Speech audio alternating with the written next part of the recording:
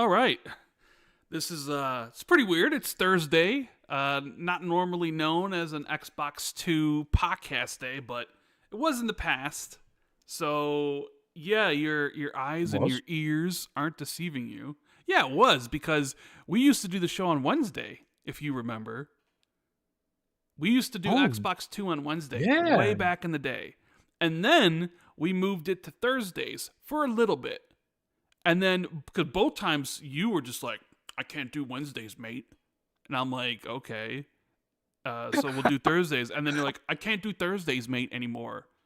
And the reasons, so then we moved it to Friday, and we've been there ever since. Although sometimes, our schedules are, Can't do Fridays, this mate. Friday. So then it's like, we'll do Saturdays, and then, sometimes Mondays. But no, and the reason why, I remember, because you were like, I can't do this. And I'm like, why? We were doing Wednesdays for so long. You're like, Wednesday's the new raid day for WoW. So I can't do it. I'm like, okay. And then we were doing Thursdays, and then we had to move it because, Thursdays are now the day for WoW raids. And I'm like, are we really? Is like the podcast at the mercy of your World of Warcraft shenanigans and schedule? Is that what we're doing here? Like you're scheduling around your World of Warcraft shit? Bro, there's just some things in life just have to come first, man. Yeah. There's family, good friends, and then World of Warcraft, Mm-hmm. That's just the way it goes. But, it's I think Fridays. I like Fridays because it's like work's finished, everything done, shut that shit down, get a beer, unwind with some good friends on the lovely Xbox 2 universe, and rock out with some gaming news. Yes, yes, yes. So you might be surprised, obviously, because it's not Friday, it's Thursday. So what are we doing here? Well, blame Jez because Again. Jez is going on a trip tomorrow, and when Jez goes on trips, things happen. Oh no. And I guess Xbox thought it was he was already gone because they decided to drop some news right before the show. Which thank you Xbox for dropping news right before our Thursday episode of Xbox 2. So where are you going, Jez? Tell the people, unless you can't tell the people where. No, you're I going. can. I'm going to Okinawa in Japan. Okay. And it's actually completely unrelated to work. I'm going to visit friends and family. And my cousin lives out there, and it's my uncle's birthday. So I said, we'll go out there and say hi, So that's what we're doing. And also, it's really cheap. So, I don't. It's like the exchange rate's amazing. So there's that is a good aspect of it as well. But yeah, gonna go and eat some sushi. Mm-hmm. Gonna be, I don't know, learn how to make sushi. Probably, I don't know. What else is there to do out there? I don't know. I don't know. But Okinawa's like it's an island really far off the coast, so it's like kind of tropical-ish kind of climate. So I'm gonna probably be sunburnt to hell, because I am pale as shit, bro. I do not do well in sunlight, but we'll rock out there. And I was planning on taking my laptop and a mic and actually doing the podcast out there, but like looking at the time zones, it's gonna be 5 a.m. Yeah. during our usual time slot. So that's not happening. Yeah, but I do have an Xbox 2+1 pre-recorded for next Tuesday. Mm-hmm. And maybe Rand can rock up with a guest or something next week. It's always Rand coming in with the guests. Last couple weeks ago we had with Cog. Yeah. Now we got it. But after that, there's nothing. I'm not Yeah, leaving yeah. the You house. always say that, and it always not comes true. It'll be like, actually, I'm going to Switzerland for vacation with the girlfriend or something. Switzerland. I'm just, you went to Iceland. Switzerland is like only a few miles away from here, actually. So maybe I will go to Switzerland. But what usually happens when I go away, Rand, is Xbox drops some kind of crazy news. So maybe next week you'll just have a ton of news to talk about. Well, GDC's happening, and I would imagine there's going to be. We know that Jason Ronald and people are there talking about Xbox and what the future holds for the publishing part and all these sort of things. And we've been talking and speculating about Xbox Magnus. Hey, at least we can finally stop calling it Xbox Magnus, huh? Yeah, we can. Because Because why? well, so yeah, I mean, we'll talk about it, but just like briefly, they announced their next gen console, Project Helix, which is that's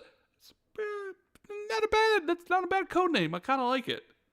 Yeah, I kind of like it. It was The whole like Xbox One X was what Project I forget what was it. It was Scorpio. It was Scorpio. Yeah, I mean that might Scorpio. that still might take the cake. That might still be my favorite one, Scorpio.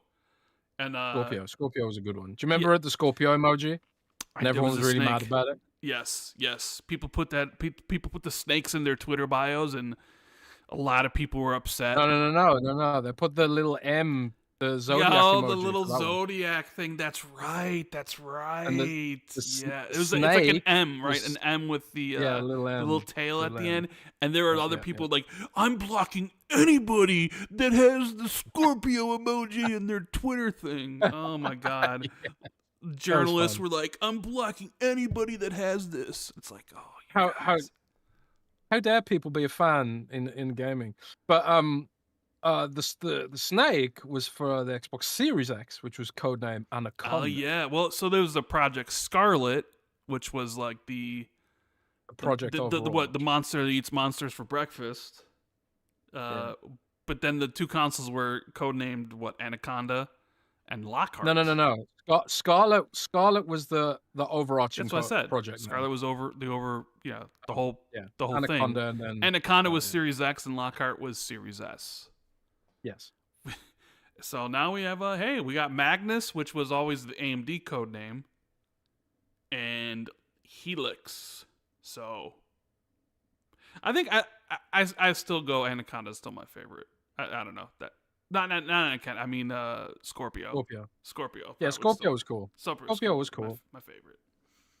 Yeah, I mean Xbox.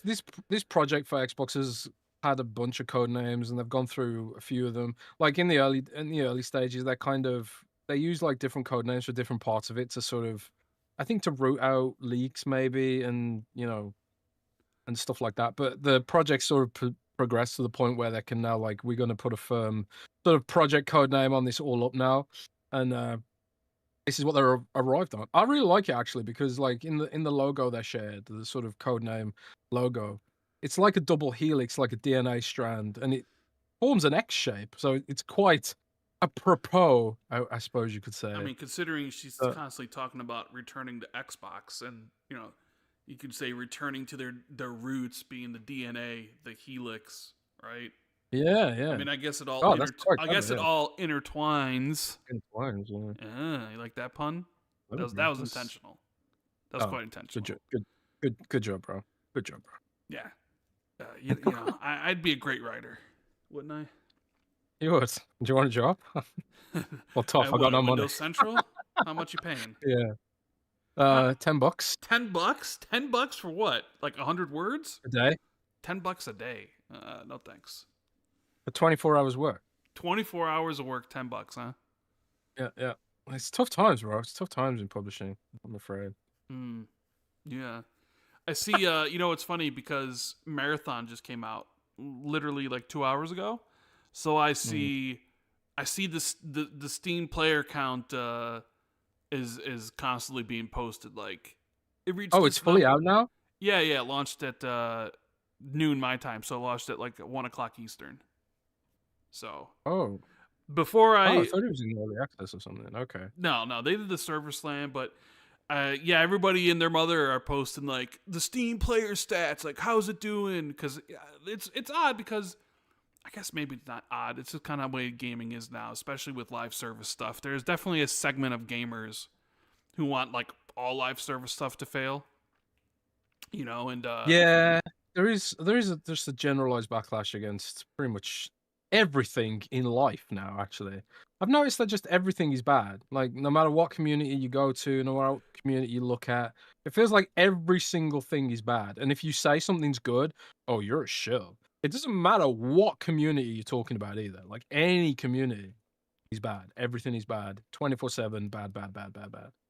better or worse. Hey, negativity, it it pays, man, especially on Twitter and all the social platforms. For whatever reason, negativity sells better than positivity.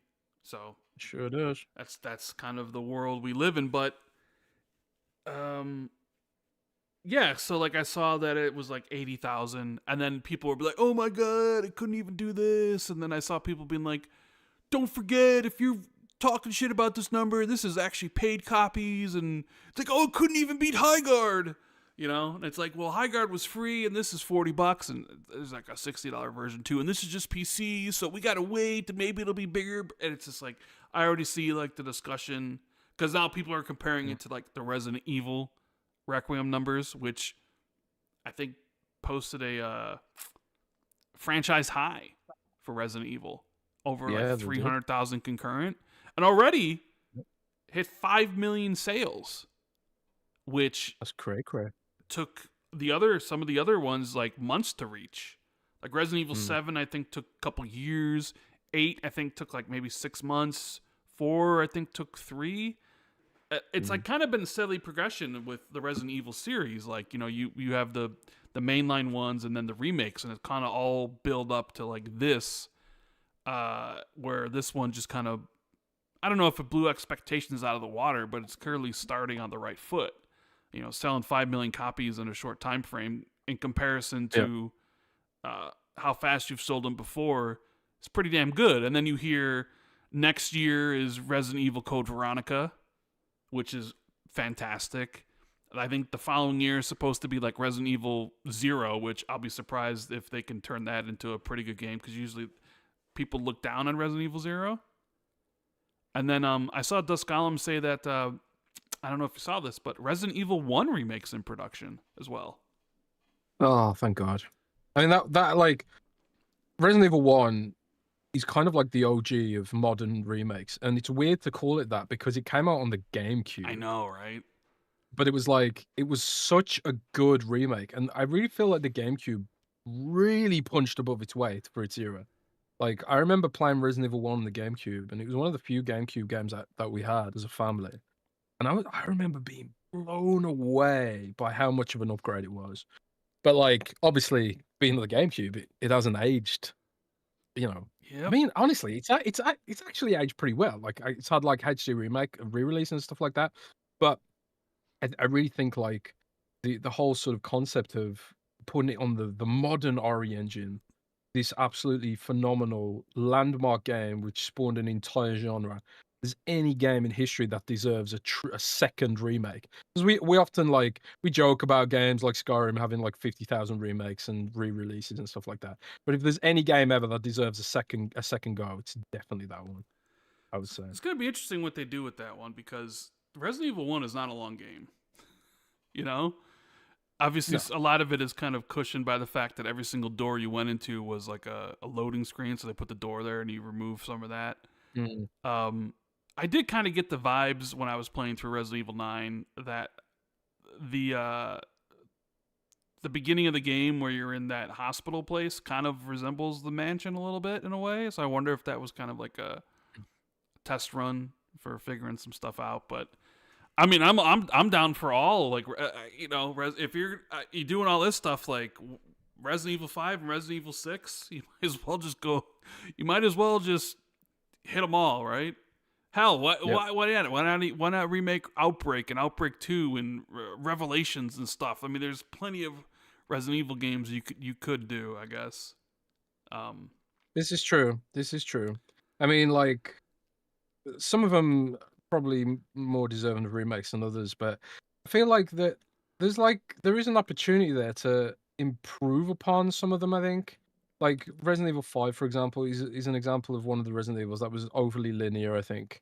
And when I first came into Resident Evil 9, like the intro sequence, I was quite worried that, oh god, this is going to be overly linear, because the intro is pretty linear. But then you do exit out into this amazing Resident Evil 1 style hospital, which is it was just such a throwback and a vibe. And I genuinely think if you listen to the music, some of the notes from the Resident Evil 1 soundtrack Mm. actually chime in every now and then, like as a subtle nod to the inspiration. The soundtrack in this game is just Yeah. so good as well. So I ended up beating the Um, game, right? I'm doing my second playthrough right now. And Jess was like, already? He's like, I thought you don't replay games. And I'm like, no, usually I'll replay the games immediately after. It's kind of like years later or whatever. But so I beat the game once. I'm doing my second playthrough right now, going for the beat the game under 4 hours and not healing and not using the blood collector's grace. I'm going to try to knock all that out at once. And then I'll do my third playthrough on Insanity after that. Um, but man, I loved Resident Evil 9, Jez. It good, isn't was it? it was so good. It was so good. I'm thinking about like the modern Resident Evils. Basically, like when I consider the modern Resident Evils, I'm kind of like talking about the ones after 6, essentially, like kind of the ones starting from the Xbox One gen. So I'm really kind of like talking about 7, 8, and 9 here, and it's definitely better than 8 in my opinion. I think it's almost as good, if not as good as 7, because I really love 7, and you have to keep in mind that the reason I hold 7 such in high esteem is I thought Resident Evil had reached that part of its the franchise where it was just going to be downhill from there. Like it Um, sort of seemed like they started to move away from the slow paced atmosphere of like real survival horror, and then they started to creep into more action heavy stuff, which was fine in 4. Like 4 struck a really good balance between survival horror and like action horror, and then 5 kind of went a little bit more, and they introduced co-op, and it was like okay, but then 6 just was awful in like every way, and I'm like, oh, we're at that point now in the franchise where it's like it's just downhill from here. Like, it's never gonna get any better. And then they pivoted and they did first person Resident Evil 7, and it was like new protagonist, even though this is why maybe I'll say like 9's better, because the protagonist of 7 and 8, Ethan Winters, he didn't really talk much in 7, which kind of takes you out of the experience sometimes, because if that shit was happening to me, you'd be freaking out. Like when stuff happens to Grace in this game, she's freaking out constantly, right? And it gives you a sense of her mind and how she is as a person, and then it really dovetails nicely into like her character growth from like who she was at the very beginning of the game to who she is at the end. And I've seen people like say like, oh well, she didn't cure stuttering, and I'm like, I'm like blown away that people don't see like the character growth and like what happened to Grace and what she went through, because she does have a stutter, and like the actress who does Grace, phenomenal. Like, love Grace as a character, love her story arc, like, loved everything about her. Loved her sections in the game where it was, like, a true, like, callback to the earlier Resident Evils. Like, Resident Evil 2, when you're in the police station, or, like, Resident Evil 7 when you're in that Louisiana house, right? Where it's, like, that slow, resources are tight. Your inventory is not that much, not that great. You don't have a lot of spaces. You got to figure out where do I need to go, these puzzles, and how do I solve them and stuff. And some of these doors have like weird things you put them to open, and it's like, yes, this is amazing, right? And then I don't know how it does, but it melds beautifully with Leon's sections in the game. Because this game's kind of set up where it's like Leon and Grace, and their storylines interact. So you'll play as Grace for a while in the beginning, and then you'll briefly play as Leon, which then switches up in the back half of the game, because in the back half of the game you're pretty much only playing as Leon, and then very briefly playing as Grace. So it kind of switches. In the beginning, you're playing mostly as Grace, and you're mostly in this hospital wing ward thing that's very reminiscent of early Resident Evil. And then Leon's stuff is kind of the action heavy things from 4 or 6, where with Grace, you just basically got a pistol, right, with not a lot of bullets and maybe a makeshift knife, and you're trying to go around solving the stuff, and then you play as Leon, and like Leon's got his pistol, his shotgun, his sniper rifle, his machine gun, you know, mountains of ammo and a hatchet. yeah, he's got this huge briefcase where, you know, it's like all this stuff can fit in there, and you just got ammo for days. And it kind of makes sense considering, like, you know, how much Leon's been through. Because that's one of the things I always don't like about games, when especially when returning characters come, and it's characters you've built up over time. It's always like, you know, you got to build up their inventory stuff again. And it makes sense for Grace not to have anything because of her situation. I just love, like, where, like, Leon steps out of the car or whatever, and it's like he's got his weapons already set, and he's like, his briefcase is already sort of maxed, even though you can upgrade it one more time, and it's just like, and it's like he's not fucking around, right? yeah, And it's like oftentimes in games like this, they have to come up with a narrative reason why the protagonist got dumber game over game, because they have to start from scratch and they have to build up all their skills again. So it's like, so why did my character like forget how to be a badass between the games, right? and Leon is a badass. The comeback and the one-liners he has, it's like, oh man. Yeah. But Leon has it all out of the game. You know, he's not only that, but more. Like I love the hatchet mechanic, like the sharpening and stuff. It's straight out of Monster. The parrying stuff that they carried over from 4. It's great because it really, I don't know, man. It helps alleviate some of that like tension where you've been going through all this stuff as Grace, and then you kind of get to let loose. And you're like, all right, let me just bust out this shotgun and just shoot zombies' heads off. Or like, all right, let me bust out the machine gun. Let me bust out the sniper rifle. And it's kind of like that release you're looking for.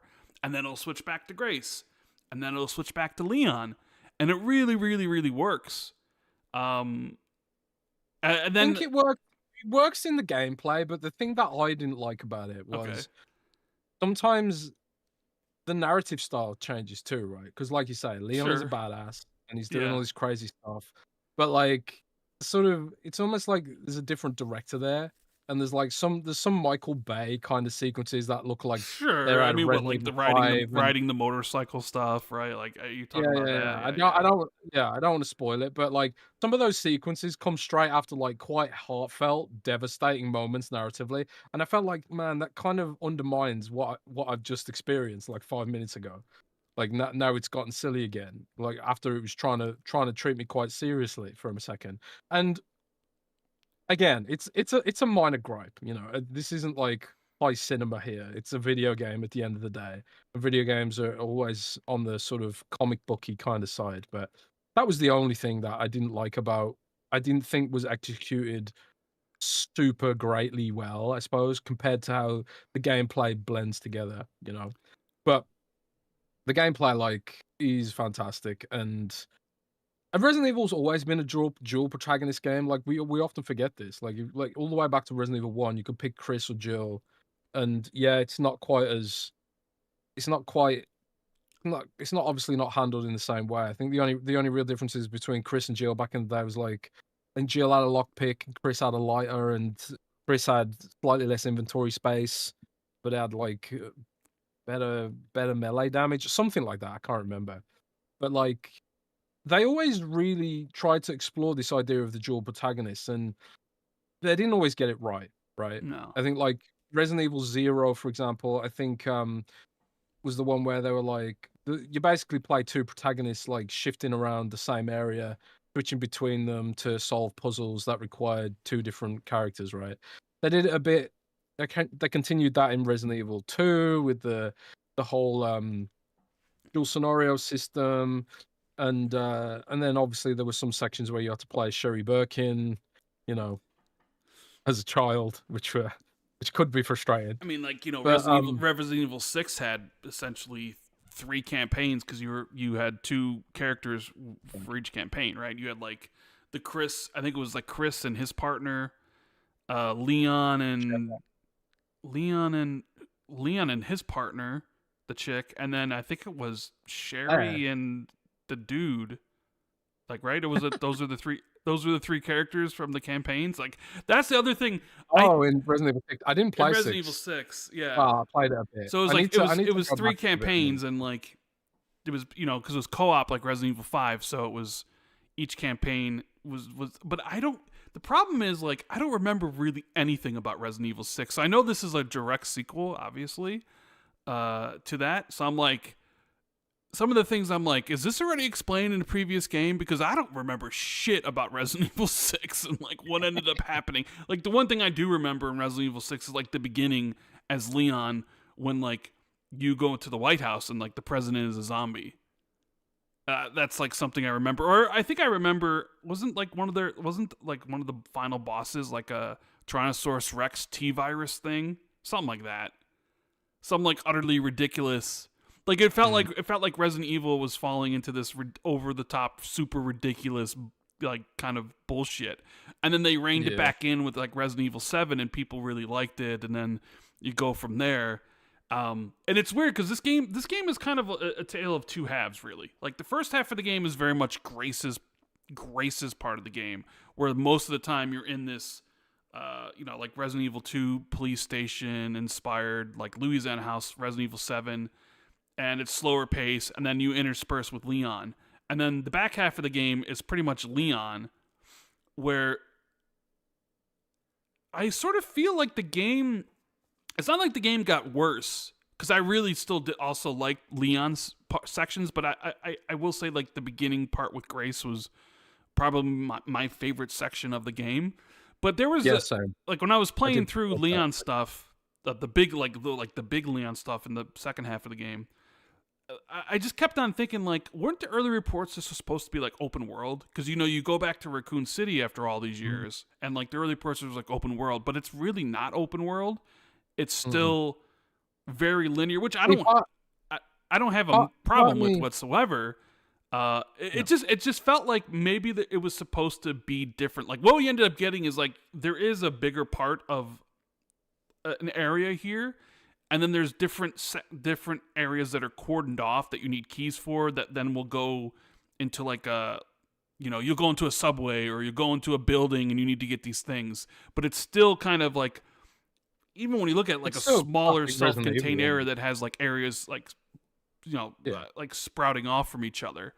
And that's like great because you get all the weapons, you get all the cool stuff, so you're just doing all that stuff. But I was like, it is a nice kind of counterbalance to like the slower stuff in the beginning of the game, where maybe they didn't feel they could carry it through, or wouldn't make sense with Leon considering who he is, but it made sense with Grace. But it almost felt like they had bigger plans for that section as Leon when you get to Raccoon City, but they maybe had to like scale some of it back. Yeah, maybe. Like, have you ever played Dino Crisis 2? A long time ago. So like Dino Crisis 2, the Leon section really reminded me of Dino Crisis 2, and again, there's no story spoilers here, but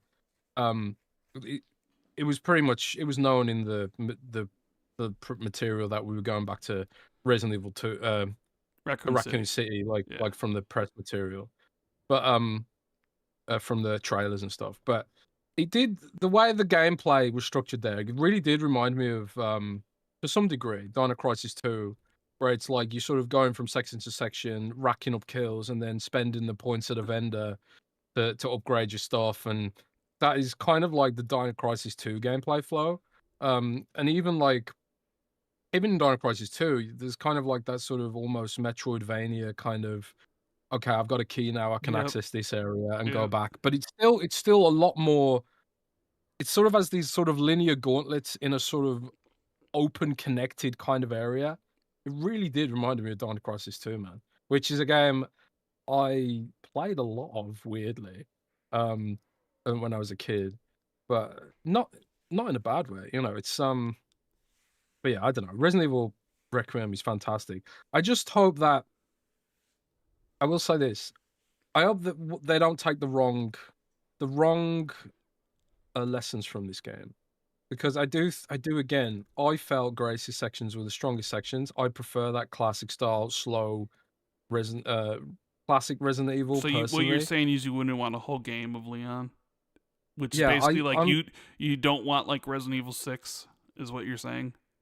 Yeah, basically, or Resident Evil 5, like going back to that. Like but I know that at the same time, my opinions may be in the minority. I actually like. I I'm not a huge fan of 4. Like I like 4, like narratively and all that kind of thing, but in terms of like, it's quite, it's a linear game in essence, and I don't like that for Resident Evil. I much prefer, searching around, backtracking the keys and exploring and getting resources and feeling really rewarded when you actually find some more bullets when you're desperate. I really prefer that experience out of my survival horror. Which is why I love Chronos: A New Dawn so much as well. Because Chronos: A New Dawn was exactly that. Mm-hmm. Um, and I love Grace's section. So I just hope they don't end up being like, oh, we should make the games more actiony because everyone loves Leon. I just hope they As don't they take should. that. Yeah, I mean Leon's great, but I just hope we don't, they don't get sort of like, I don't know, just take the wrong message from it. I don't know, Sure. but No, in my I opinion, get that. maybe in the right I direction. get that. But I mean, I don't think they really have been because you look at like what they did with 7, and it was 7's very much slow paced stuff, and 8 is also very slower paced with the kind of a little actiony stuff towards the end. And this one's like slow paced but interspersed with the Leon stuff, and I think it works because it's Leon and it's not like the whole game. Uh, Mm. so I'd be curious what to do because I mean, like any of these games, there is set up for another one. Like, would you be surprised that Resident Evil 10 will probably be a thing at some point? You Hell know, no. it definitely probably will be. Long may it live, man.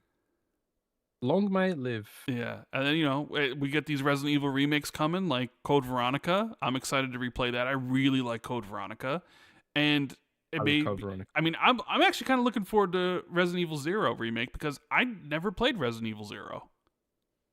I think So Resident Evil Zero, with the lessons they've learned from the modern games, would be fantastic. yeah, so I It's all mean, about leeches, bro.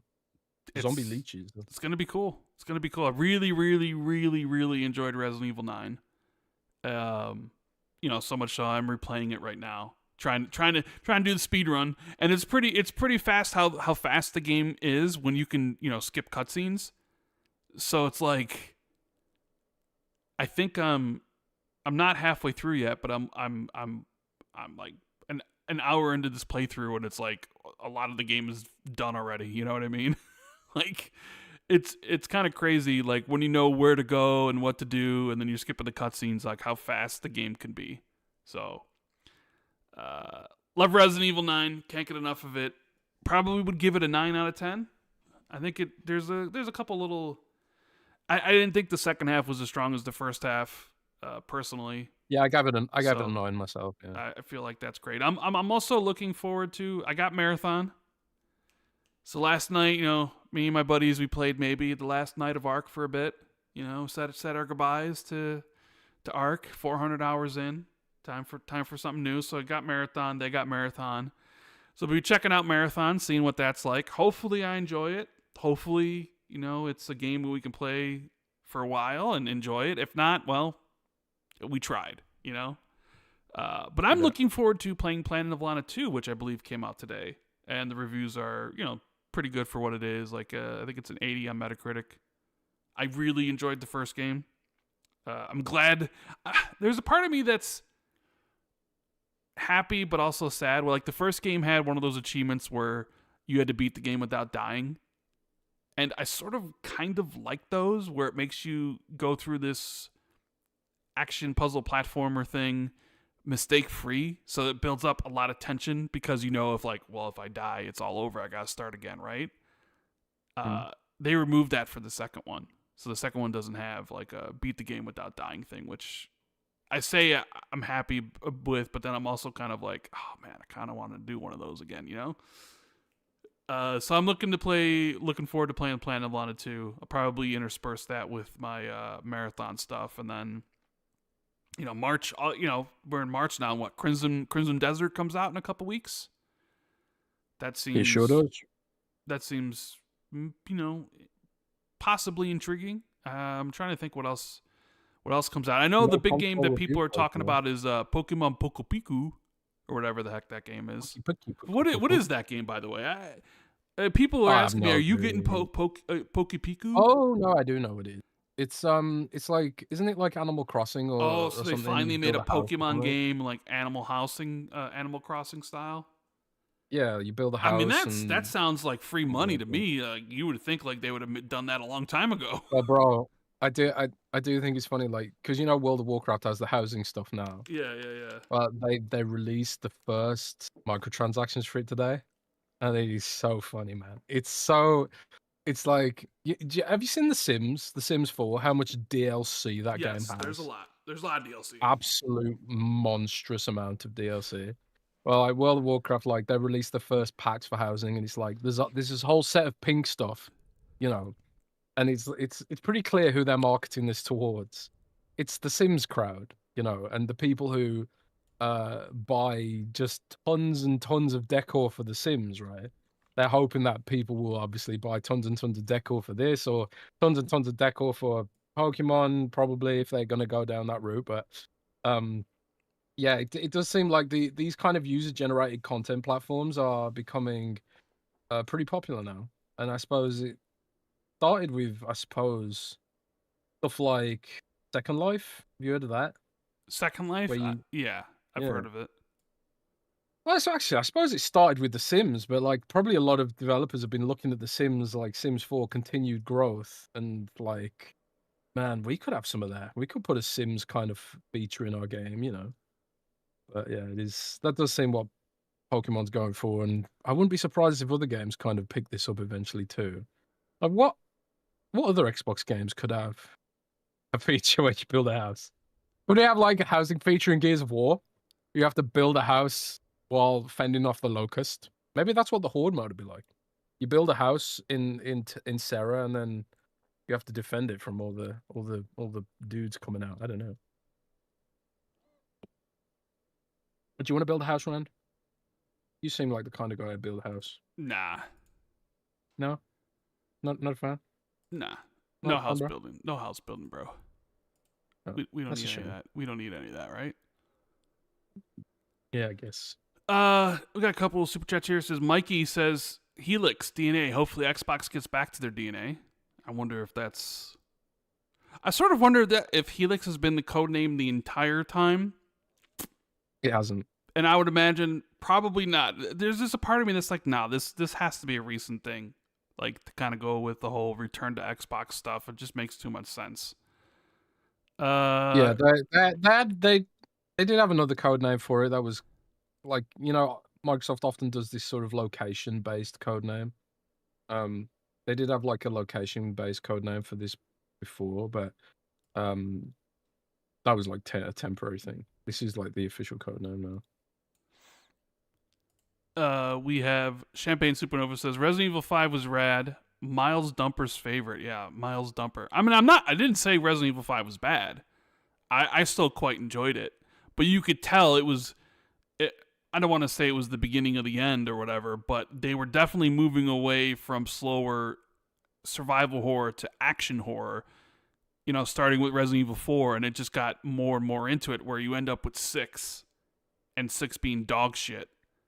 And It then felt a bit like they were kind of in their sort of panic era where they were trying to figure out where to move the company. And there was a lot of Japanese developers around this time, for whatever reason, decided we need our games to be more like this to appeal to the Western audience. Even though that like wasn't the case at all, but they did think that for some reason. Like Final Fantasy went through this period, and honestly, he's probably still coming out of that period. Capcom definitely went through this period, not just with Resident Evil, but a bunch of different games. But now they realize that the path forward is to just double down on what you're good at, and boy howdy did they double down. yeah. They sure doubled down. Even Monster Hunter Wilds sounds like it's pulled back in the right direction as well.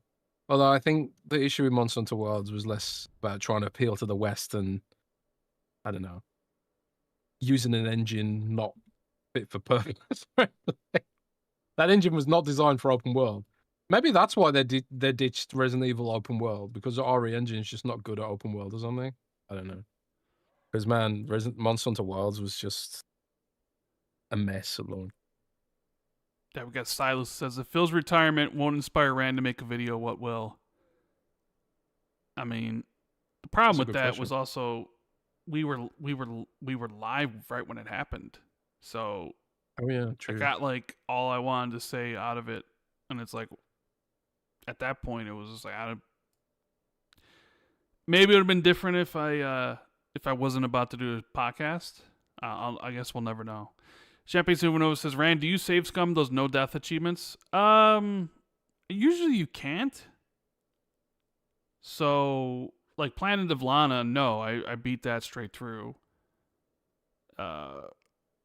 Most of the times you can't save scum them. I mean, if you can save scum them, I don't know why that's like such a bad thing. Like if the game allows you to save it and then whatever. I don't know why cheating is such a bad thing. What do you mean? My name's Rand.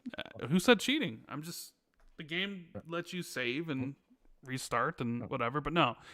It really depends on if the game offers it, the ability to do so. Most of the times when they have those, you can't. And I'm not going through the whole thing of like, oh, play it offline, or if this happens, really quickly delete it and then delete your cloud save to re-download. Like, I won't go through all that shit. Maybe I would have 10 years ago, but not anymore. So if I can't do it without doing it, then I won't. Max says, how long until Xbox is quitting hardware again? Probably next week. I'm sure they'll, I'm sure there will be some people who will say, it doesn't matter that they officially announced it. I still can't believe they're actually going to release it. I won't believe it until it's in my hands, which, fair enough, whatever, but I mean, it definitely seems like there's a lot of smoke. There's been a lot of smoke surrounding this for a long time. But people some people just wanted to be right about Xbox leaving hardware. Yeah. And it never felt like to me they were. It's one thing to not do a handheld, which isn't needed and isn't a priority.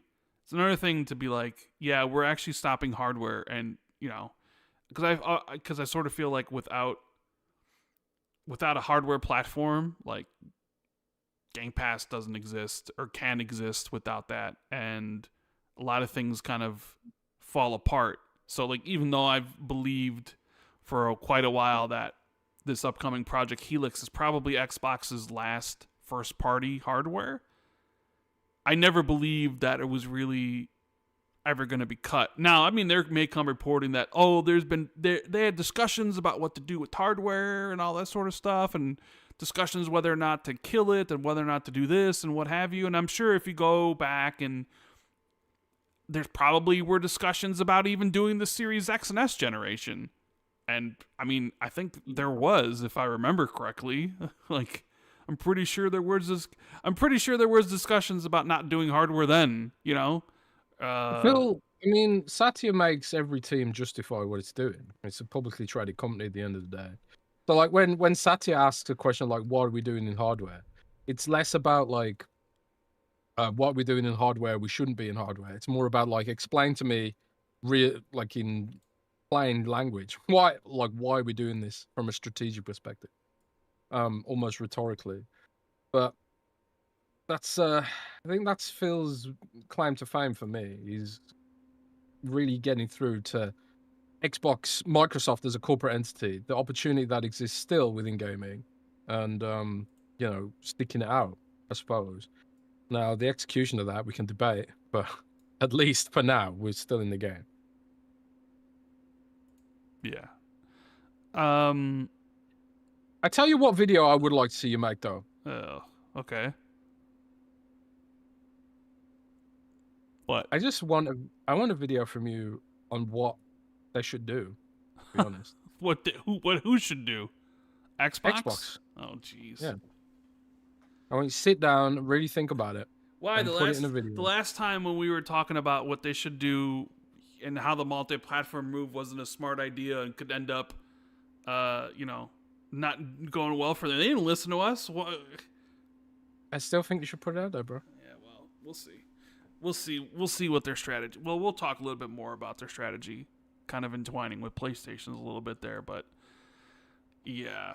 What we have here, we have Cooley, who says, "Wow, getting a feature EQ2 had in 2004." What feature is he talking about, Jez? I don't know. Player housing. He's talking about EverQuest having player housing before World of Warcraft. Yeah, but you know, that's the price of having an actually good game around it. Hmm. Oh shit! I went there. He also says at least one video about Xbox dead or no, it's Alex. Okay. Champagne Supernova says hip hop said PS6 is Steam. Schreier says Sony no longer on PC. What do we believe? I'm in the camp of Sony dialing back on making single player games. I mean, I never believed the idea that PlayStation 6 would include Steam. You know, I don't have a problem at all with Hip Hop Gamer, but to me, it doesn't make sense for PlayStation. I mean, I guess you could argue it doesn't even make sense for Microsoft, but you know, Microsoft, what they were and what they're trying to do, I guess everything was leading up to that. I mean, I also said at the time, like, I don't know how you're gonna make any money on this thing if like if you can buy games from other stores on there. Like, there was always the potential of somebody buying the hardware and then never spending any money in your store. Like, that doesn't seem to be a good thing at all. But it's like, well, they'll figure it out. And, you know, have they figured it out? I don't know. I mean, we have a complete upheaval of the leadership position. And clearly with Phil leaving and his successor, Sarah Bond, who was going to continue on with that vision, also leaving, it kind of says that the vision is now something else. It's going to be Asha's vision. So, well, that's what she said. The plan's the plan until it's not the plan. Yeah, right. So it's like, you know, whether or not it's going to be for the best, or whether or not it's going to be for the worst, or whether or not it's going to be a mix of the two, where there's going to be some good moves combined with some bad moves, or at least perceived to be negative. I couldn't tell you. I don't know. You know, I don't have like a master's in business, and I'm not in the board meetings and stuff, and I'm not in the all hands and stuff, and it's like, so I don't know what happened, but I'm definitely saying the future of what Xbox is doing, I don't know if it'll look as similar to what they, you know, it was going to be under Sarah, because if it was, why not keep Sarah in charge? So, I mean, but I sort of think like the whole Project Helix is too far, you know, along to cancel it or change the whole like Xbox PC thing. So, like, I still expect there to be Steam on the device, because at the end of the day, it's going to be like a PC regardless, so you'll be able to put it on there anyways. So I don't really expect that to change, right? No. But, yeah, it's crazy. Let's see if we have anything else here. Anyways, you know what, Jez? I say we got to do some housekeeping, shall we? Yeah, we do. Let's do some housekeeping. Let's do some housekeeping really quick as we watch Leon go after this guy with the zombie with the chainsaw. You remember this part in the beginning of the game? Yep, sure do. So great, great. Man, I'm in two minds about the chainsaw too, man. What, you think you think it's too silly spinning around in the circle? It's cool, right? Yes. I'm not denying how cool it is. Chainsaws are cool. But I've seen more chainsaws in this game than I've seen in real life. Where are all these chainsaws coming from? Chainsaws do not exist in cities, man. There's no reason to have that many chainsaws in the city. So you're saying, why is there a chainsaw in this hospital? Yeah. Multiple. Like a full bore like chainsaw. Why are there multiple Hey, people got to do, you know, the custodians and stuff, and they need their chainsaws. They gotta trim the bushes, and I'm sure there's work that needs to be done around the facility that needs the chainsaw. I mean, maybe they keep it just in case of an outbreak, which is what ended up happening. Wouldn't you have a gun for that, bro? I don't know.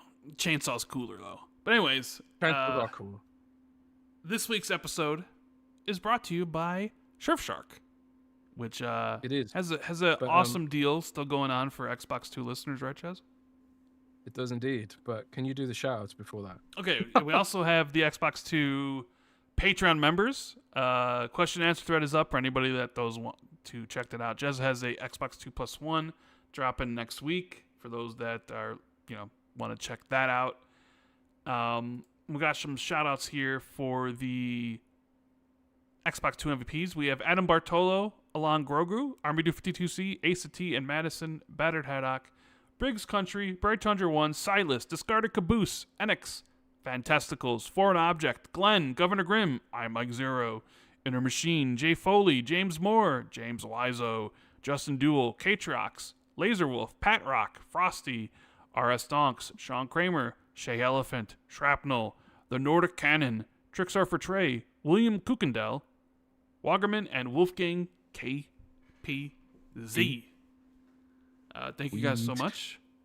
Means a lot. And like good old Rand said, this week's show is sponsored once again by the immaculate people over at Surfshark VPN. Mm-hmm. Do you want maximum internet privacy? I do, Jez, I do. Tell me how. You do, Rand? Well, if you want maximum internet privacy, you need Surfshark.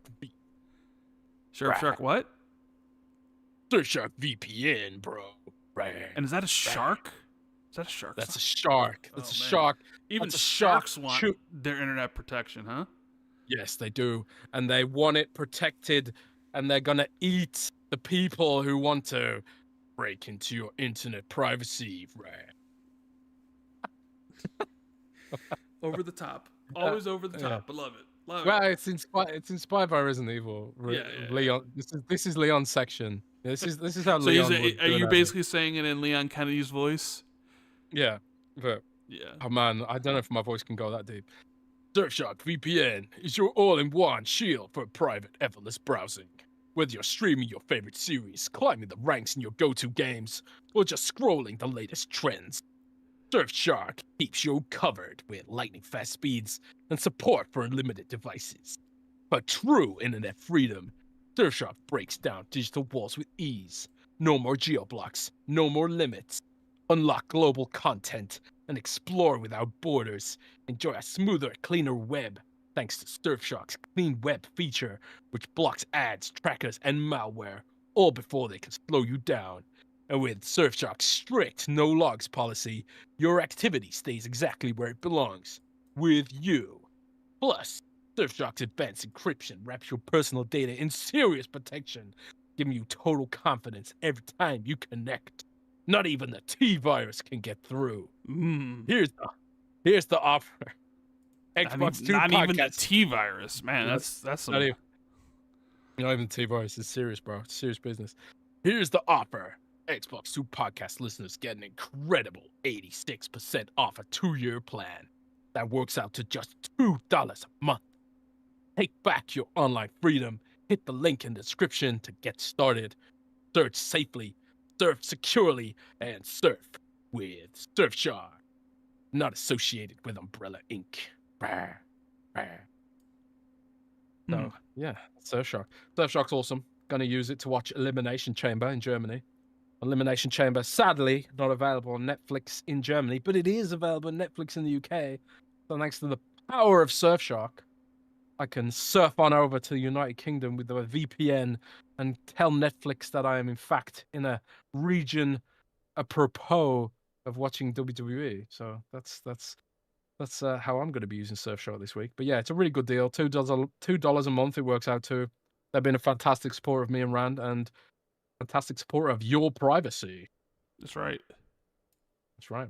Privacy is very, very important. It is indeed. Especially in this day and age. Especially in this day and age. Indeed. Yeah, what else? What else has been going out this week? Oh, this made me think of you, Jez, and also Mr. Matty Plays. Iron Galaxy put out like a Fallout tease? Are they? Yeah. But then they had like come out and say it wasn't. It was just like screens for their meetings or whatever. But are we sure that's the truth? It was very oddly specific, and obviously Iron Galaxy is a big collaborator with Microsoft and Xbox. Yeah, they've worked on like Fallout 76 and some of their stuff. So it's like definitely seems like they could be working on some port job. You know. Yeah. I've seen rumors suggest that like Virtuous is doing Fallout 3, and Iron Galaxy is doing Fallout New Vegas, so they can have both ready to Double back. go, like back to back, where That'd be maybe Fallout 3 kind of coincides with the new season potentially next year sometime, and then That could instead be. of having to wait more time, then like the following year they'll be able to like do Fallout New Vegas from Iron Galaxy or something. I mean, I don't know if that's true, but I do think like they want to maximize their Fallout potential.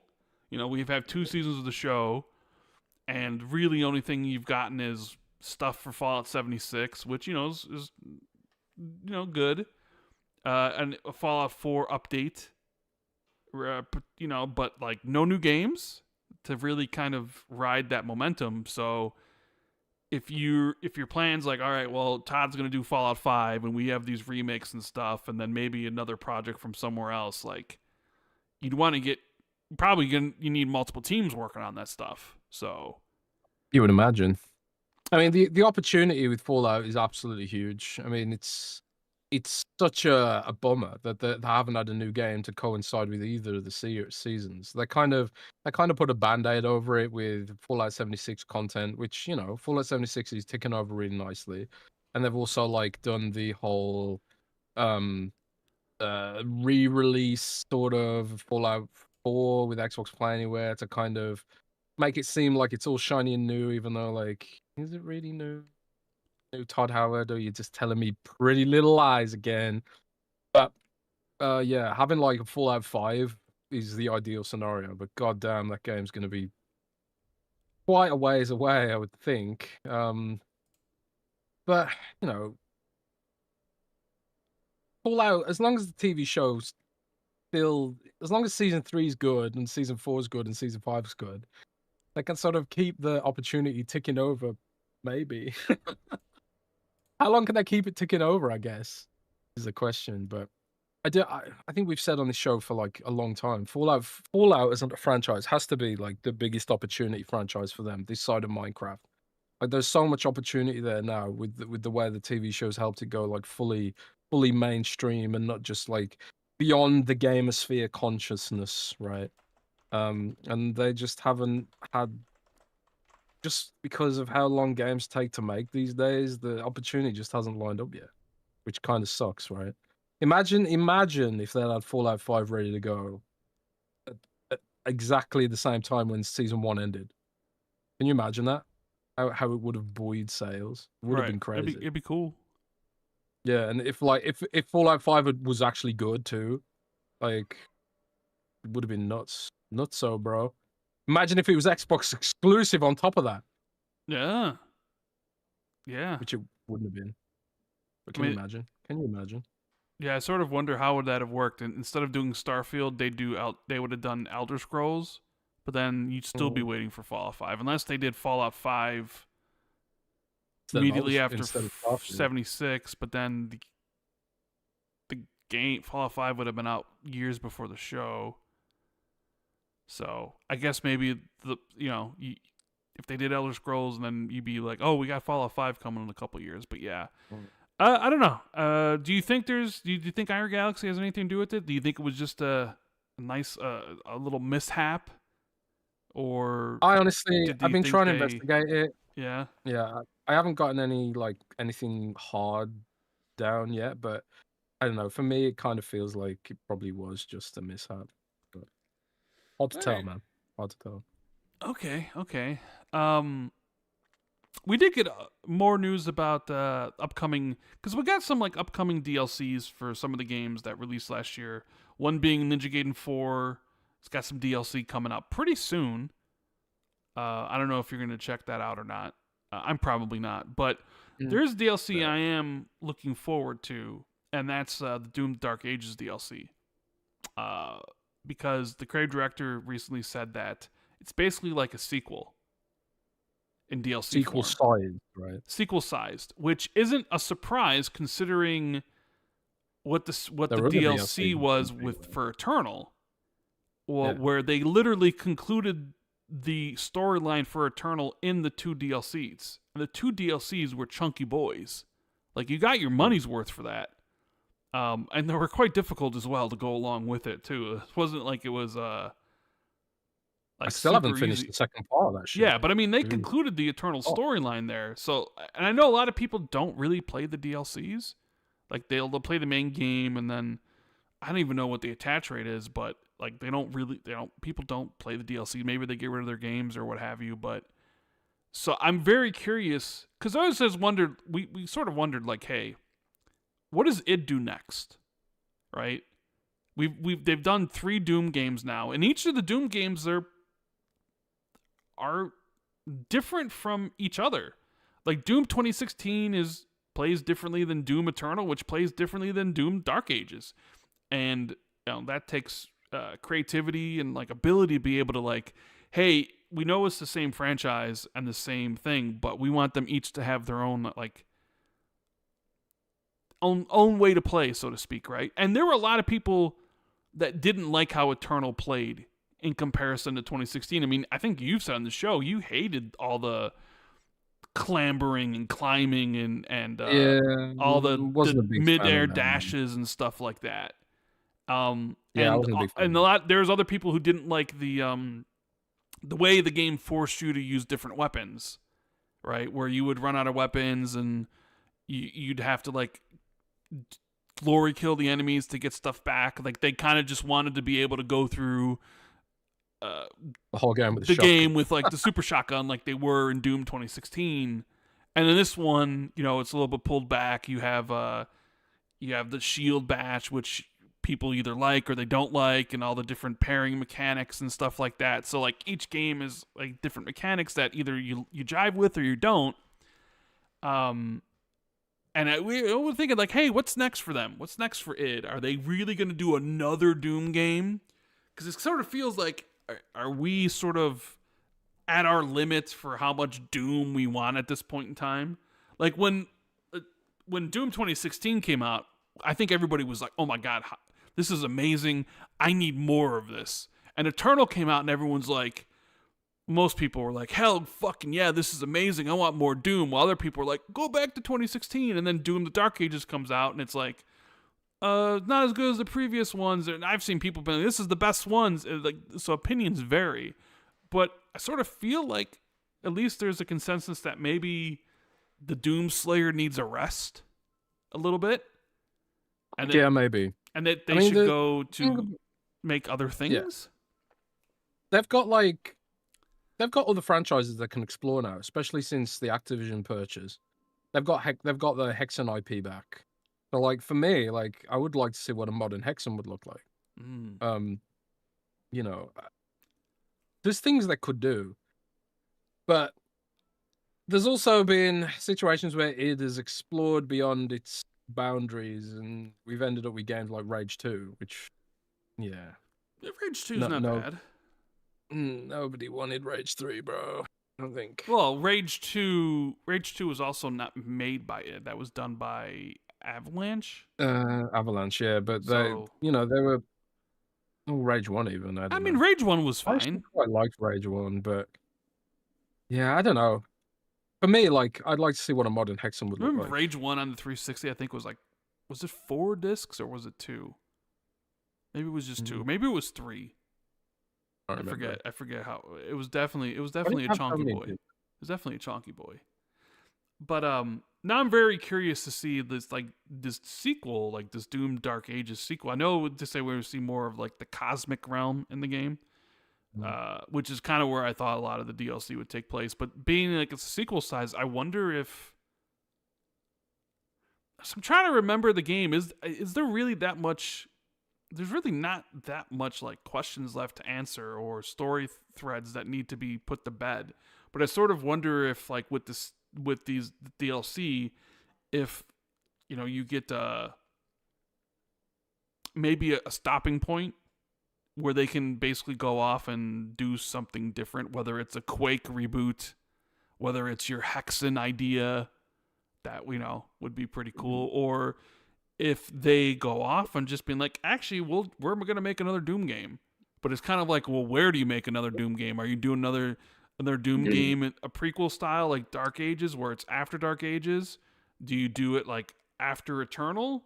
Because I mean, it is set up like the ending to the DLCs is kind of set up like, well, there could be more stories to tell eventually down the road. You know, I'm partial to them doing something new. It's kind of what I want them to do. You want to do something completely new, not even like revisit their old franchises? No. I mean, I'm up for them doing Just something not that's Doom. not Doom. Not Doom. Yeah. Yeah, I feel you. So whatever that would be, Quake, I'd be down for that. Or this Hexen thing, maybe they could do something really cool, or maybe something off the wall, something we're not even thinking about. Maybe you know, something crazy that those minds over there could bless us with. But either way, I'm definitely looking forward to the Doom DLC stuff, because their DLCs are, you know, like most DLCs you get from games are kind of like just not very good. I sort of feel that way as someone who's played a lot of DLCs in my life, because at one point, you know, I was like an achievement whore and also like a completion whore, where like not only did I have to complete all the achievements in the game, but if it had DLC achievements, I had to play the DLC and get those too. So I played a lot of DLC in my life to do that. And like a lot of the times the DLC never measures up to the main game. In some instances, sometimes you get really good DLCs. Like the Bioshock, Infinite DLCs. Was that like the Barrel at Sea stuff? No, I haven't even done that myself. It's in the backlog. It's pretty good. There are some DLCs that come out that are really good, but most of the time they're really nothing to write home about. The Dark Ages DLC, or the Eternal DLC, was pretty good. Let me ask you this. Do you think DLCs don't sell well because people are used to them not being very good and just have this sort of low expectation of them? Because I do think like that is probably a factor for me. Is that there's just like this is why I think some devs, right? Some devs don't like it when you say, "Oh, that's a DLC." They want it to be called an expansion. Because I feel like somehow expansion seems to have like a better PR message behind it. I don't know, but like Cyberpunk, like they were like adamant, like this isn't DLC, this is an expansion, bro, and you know that kind of stuff. Yeah, I guess. And it was an expansion. It was huge. Changed the whole game, revamped a load of stuff. Really did sort of fit that identity of expansion rather than just DLC. And if they're calling the Dark Ages DLC sequel sized, maybe they should call it expansion. I don't know. Yeah, I get what you're saying. I don't know why people. There has been smaller DLCs in the past that have actually been great. Like I always think of the Mass Effect 2 stuff. Oh yeah, all the Mass Effect 2 DLC was fantastic. Like Overlord was fantastic. Lair of the Shadow Broker was fantastic. And like some of the Dragon Age DLCs, especially Inquisition. Like Inquisition had some like really great DLC. But there have also been, you know, when really you talk about some of the best DLCs, like The Witcher, right? Oh has Witcher those two DLCs.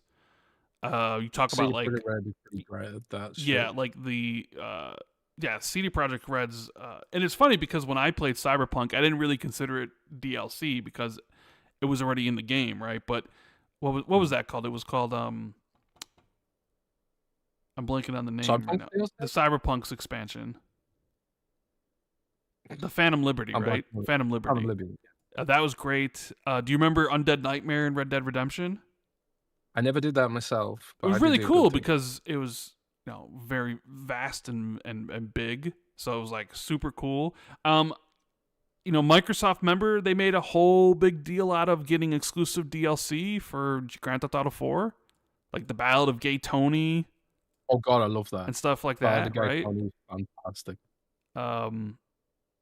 Also had a full frontal male nudity in a game, which is something you don't see often. Ragdoll physics penis in that game.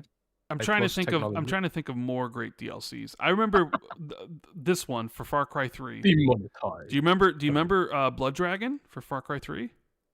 I didn't play it myself, but again, heard good things. Great DLC. I'm trying to think what other ones we have. I mean, wasn't I you know, the first time I went through CRPGs tend to have good DLC. Like, and I don't know if it's because like CRPGs are pretty good. They're a pretty good platform for iterative content, I suppose. You've got a lot of the mobs and the animations already in the game. You don't have to do like a ton of new mocap or anything because they're not really mocap heavy kind of games.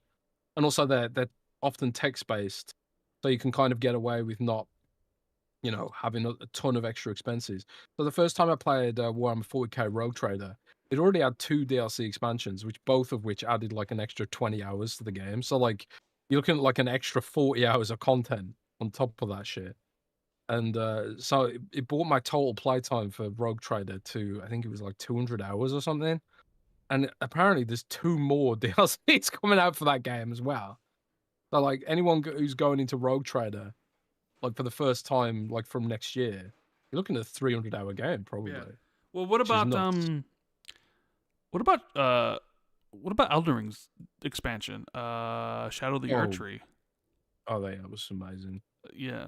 Although I don't know, like Erdtree was weird because most of it was amazing, but then like you get to the towards the back end of the game and it starts feeling like a little empty. I kind of felt like almost like some of these areas like kind of felt like, was this actually fully, is this unfinished kind of thing? Mm. Um, I don't know, but I did enjoy Tree. Well, you can't forget the greatest DLC of all time, Horse Armor DLC for Oblivion, the thing that started it all. I think it started all. How could we forget? But I mean, Oblivion did have pretty good DLC. Shivering Isles, right? Shivering Isles, yeah, with the Wabba jockey staff. I Yeah. remember that. So I mean, there've been some pretty good DLCs over the years, but like, you know, not that many, I guess you would say. But still, I'm looking forward to the Doom one. I want to see how they continue the story and stuff. We got Cool in the super chat says, I think we get 2 prices, one locked to Xbox Store and one unlocked. Ooh, I don't know about that. How would you, that doesn't? So. Yeah, I don't think so. Strub Dog says, hot take: Resident Evil 5 was one of my favorite Resident Evil games, solely on the co-op. Such a fun game. I also know it's trash. I'm curious about the remake. Dude, I'm curious about the remake too. I'll tell you this, like that is the exact same opinion I have. Like me and my brother played Resident Evil 5 to death. We played it over and over and over until we had like every unlockable. And I'm still there, like I've put 200 hours into Resident Evil 5, but I still think it's trash. That's like, I think a lot of people have an opinion of Resident Evil 5. I mean, like, you get to the point in Resident Evil 5 where you've got, like, infinite rocket launchers, and you're just running through the game with, like, infinite ammo rocket launchers. And it's hilarious, but also, like, wrong, man. It feels like playing the game with cheats, but it's also fun, but it also feels wrong, because it's like, Resident Evil shouldn't be like this. I don't like that I'm having fun here. There's just something weird about it, man. That opinion on Resident Evil 5 is like exactly how I feel about it. It's exactly the same thing. Oh man, what a weird one. Yeah. I mean, I enjoyed the co-op of Resident Evil 5 though. Yeah, I enjoyed it too, but it just felt wrong, man. It's not Resident Evil. That should have been a Revelations game or something. Like I enjoyed Resident Evil Revelations as well. Like I played both of them.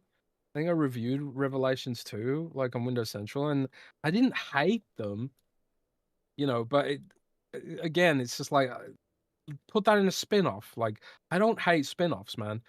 Even if they're sort of low budget and just kind of fun and a bit weird, you know, that's fine. But the mainline Resident Evil should always look to Resident Evil 1 and 2 as their guiding principle, I think. That for me, those are the core elements of Resident Evil. Resident Evil 1 and 2. They should always look back to those for guidance, I think. We have anything else, stick it in a spin-off. We have KBH 5038 or 6038 says, hello gents. So Project Helix. I hope we get a Series X next gen unit. Xbox must have an affordable option that plays Xbox versions of games natively.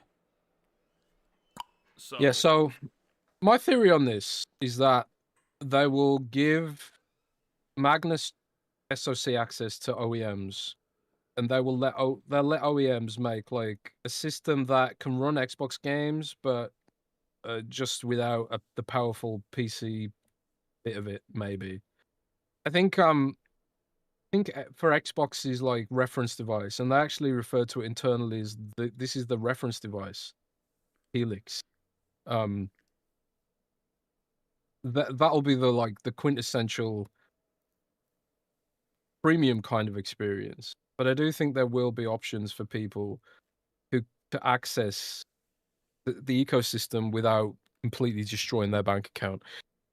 And they'll still sell the Series X and the Series S, and presumably for a longer cadence than previously expected, because with RAM sort of extending the lifespan of existing devices, that's going to extend probably to the past gen hardware. Microsoft has moved a lot of its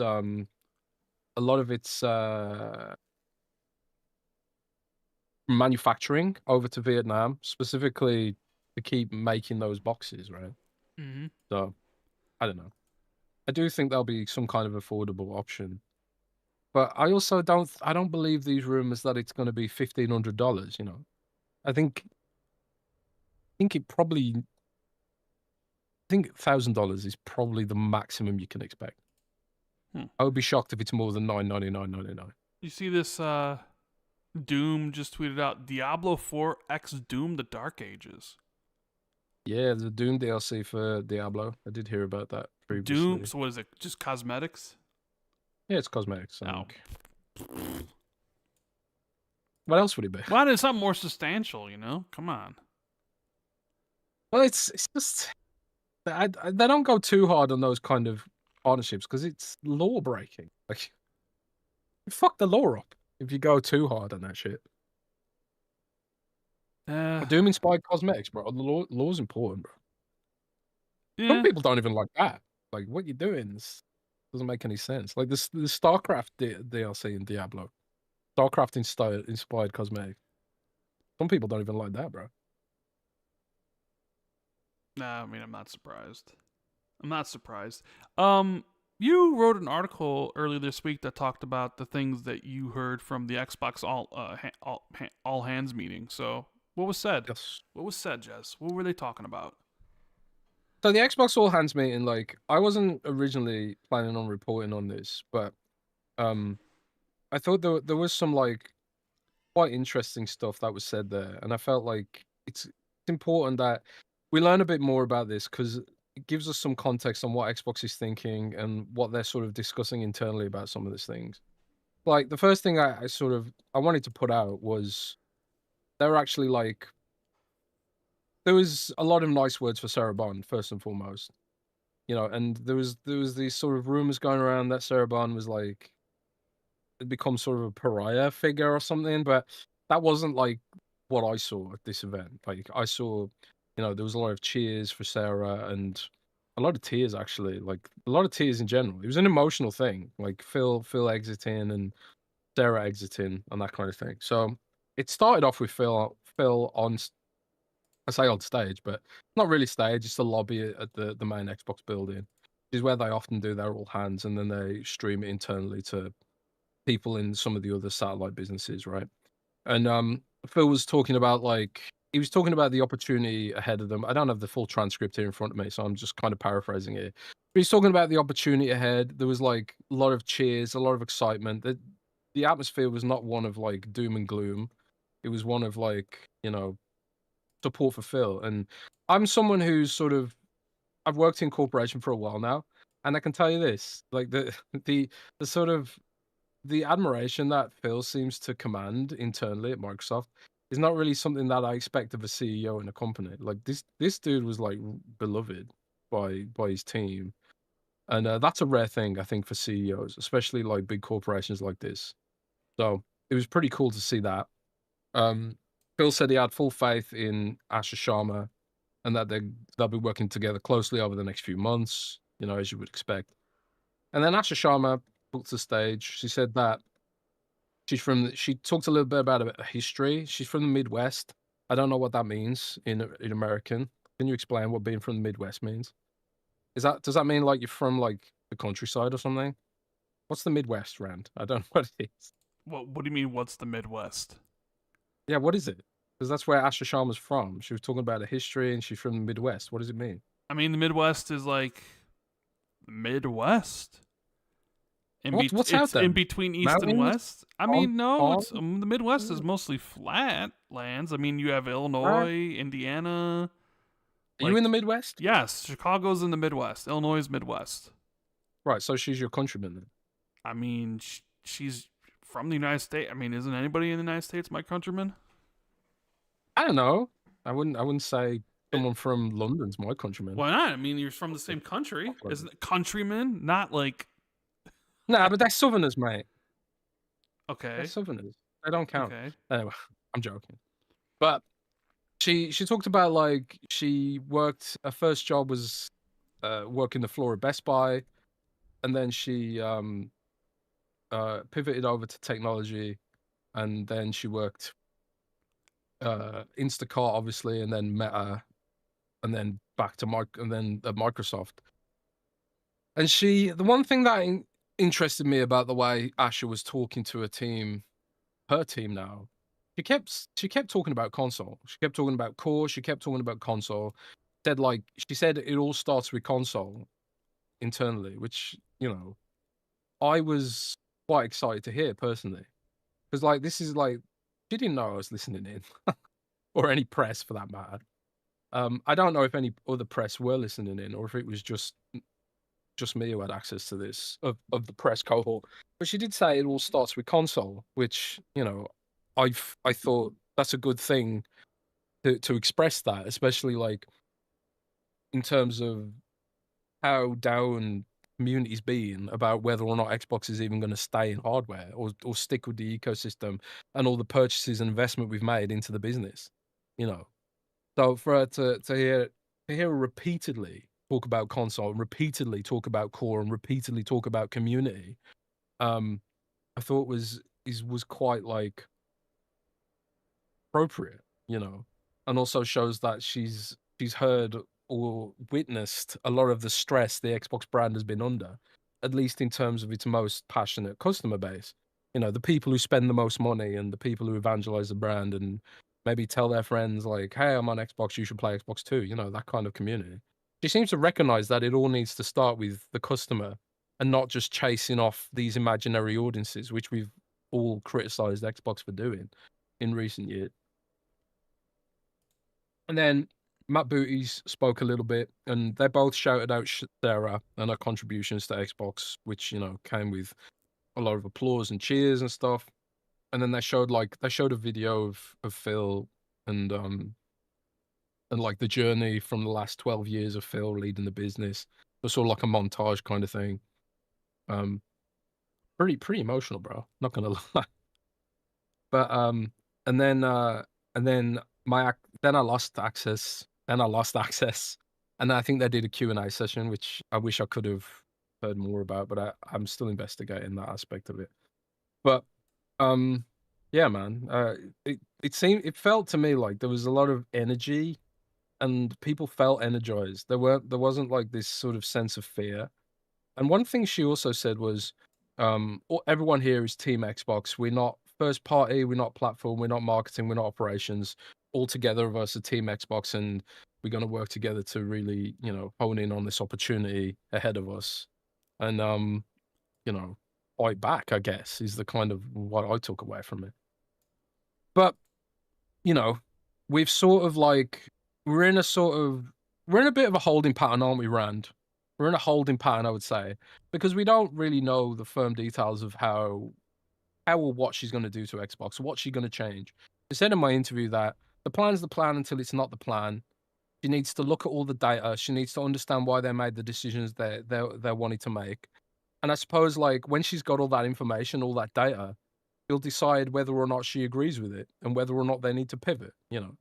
She's a product person. She said that as well at the All Hands. She's a product oriented person, and I suppose like if you are like taken a product-oriented approach, a more competitive approach, maybe than perhaps Phil Spencer did. I think Phil often thought about what's best for the industry all up, and then rising tide lifts all ships. And I think that's great. But maybe Ash and again, this is speculation here for the sake of the podcast. Like maybe Ash will take a different approach. Maybe she'll be more like competitive within the industry that exists today. I think Xbox for a long time has tried to seek out new audiences without trying to be at the expense of other existing audiences. Whereas like PlayStation aggressively understands that like if we take Xbox's users, we'll have more users. It's like Xbox has never, under Phil, never taken that approach. Personally, I feel like they've never tried to take that approach. Maybe Asher will take that approach. I don't know. But again, all this is speculation. We're in a holding pattern, and until they've done this exercise of going through the data, deciding whether some of the decisions need to be revisited, we won't know for sure what's going to happen. But we've got GDC next week. Jason Ronald's going to be there. He's going to be announcing new things at GDC for Xbox Play Anywhere, for the Xbox platform, for developers, and for Xbox PC and all that kind of stuff. So I suppose we'll start learning more about the direction probably from next week. But it does seem like at least from now until June, we probably won't know what, if anything, is going to change with regards to the strategy. But the one thing she has like reaffirmed pretty aggressively with the Helix announcement is that hardware is not going anywhere. Hardware is here to stay. We're still all in on hardware. Even before she does anything else, she wants people to know that she's full hardware, So Yeah, I mean, she kind of made that apparent in her initial like statement and stuff, yeah, and the whole return to Xbox and Xbox yeah, consoles, and what you said about like how many times she talked about the console and mentioned the console and all hands and stuff, and then you get the announcement, which I guess we'll talk about right now. I mean, it kind of leads into some other stuff, but yeah, like right before the show started, Asha announced on Twitter, great start to the morning with Team Xbox, where we talked about our commitment to the return of Xbox, including Project Helix, the code name for our next generation console. Mm-hmm. Project Helix will lead in performance and play your Xbox and PC games. Looking forward to chatting about this more with partners and studios at my first GDC next week.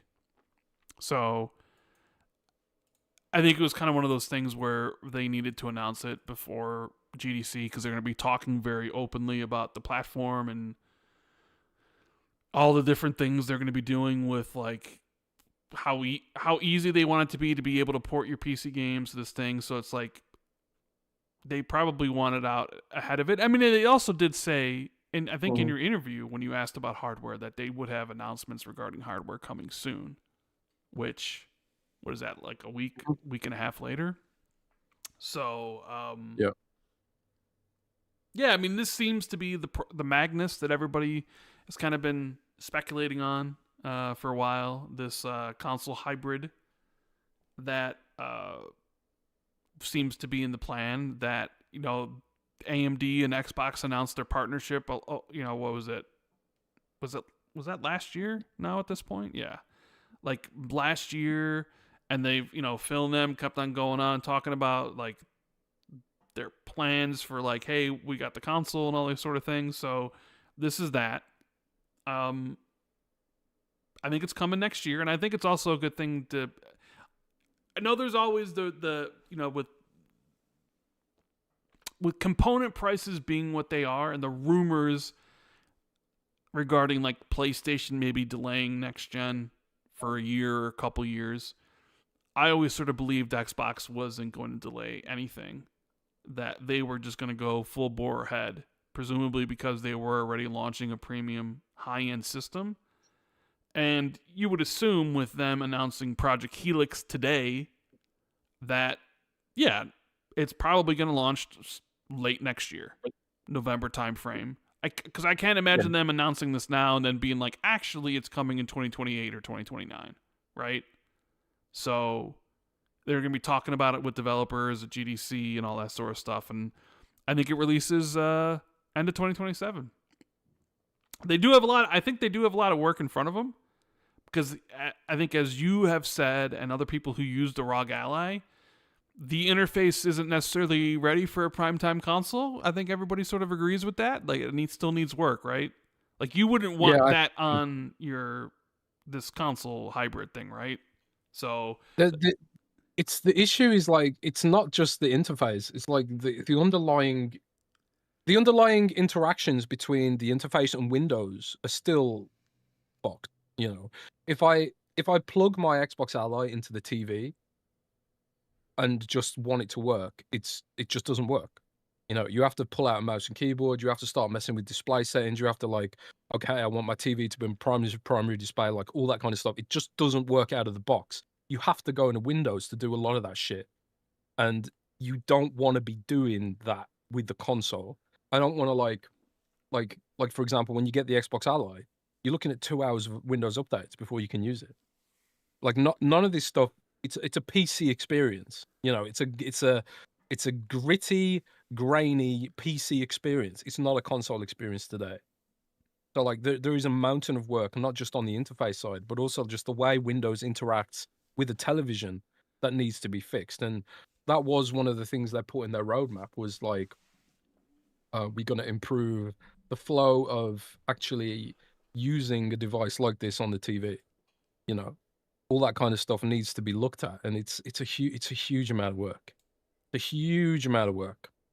There's so many, like, cobwebs on Windows' technical debt that it's gonna be tough sailing.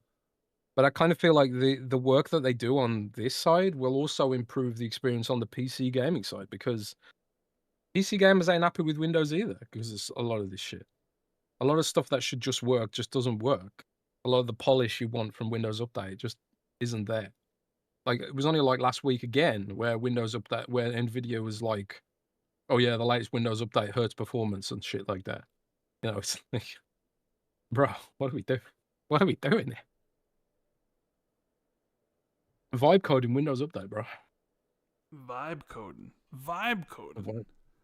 Yeah, you heard that term, vibe coding? Yes. I had no idea what it means. I guess I'm just too old at this point, right? It's when you use, it's the sort of concept when you use artificial intelligence to code, and you don't really, like, bother checking anything, and it just works, and you hope that it just works. You don't know how it works, but you hope it works. And then Satya said before, like, I think he said 30% of all Windows programming is now done by AI or something. So people look to that and blame that for why Windows Update quality seems to have gone downhill recently. But all this kind of shit they need to look at and examine, because, you know, the Xbox Series S and X, like, it's not perfect, but by God, it's pretty polished. You know, when I turn my Xbox on, 99% of the time it just works, and the times when it doesn't just work is usually because the internet's down or something like that, which isn't always Xbox's fault, right? I don't know.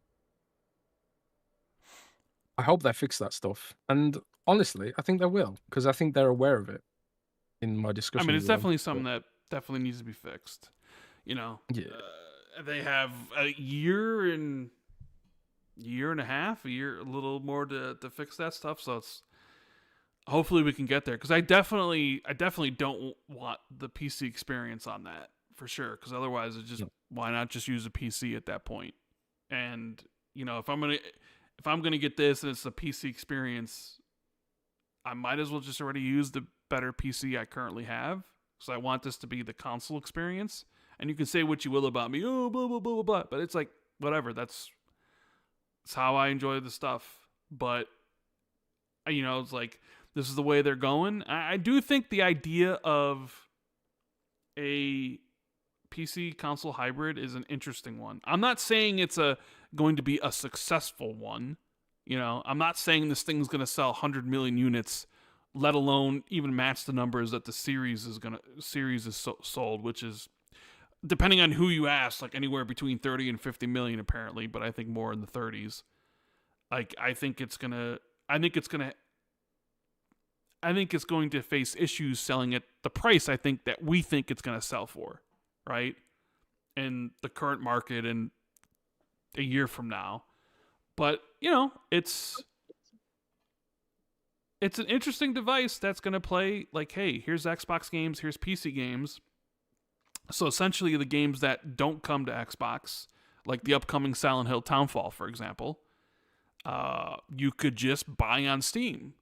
But I sort of wonder, like, does that start a slippery slope road where, like, you buy stuff on Steam and then you play them on this thing, and then you realize that you'd rather just be on Steam because the games maybe are cheaper, or the versions of those games run better. Maybe they don't run better on that machine, but and then you're like, oh, before you know it, you're buying everything on Steam, and you're no longer, buying things on Xbox and giving them money and stuff. So it's like, I sort of wonder how that's all going to work out. But as like a consumer, like looking at it from a consumer perspective, like a device that plays all your Xbox games, because this is going to play all your back and pack games. So all your Xbox Series X and S games, all your Xbox One games, all your Xbox 360 games, and all your OG Xbox games that are currently back and pat. It's going to play that entire library.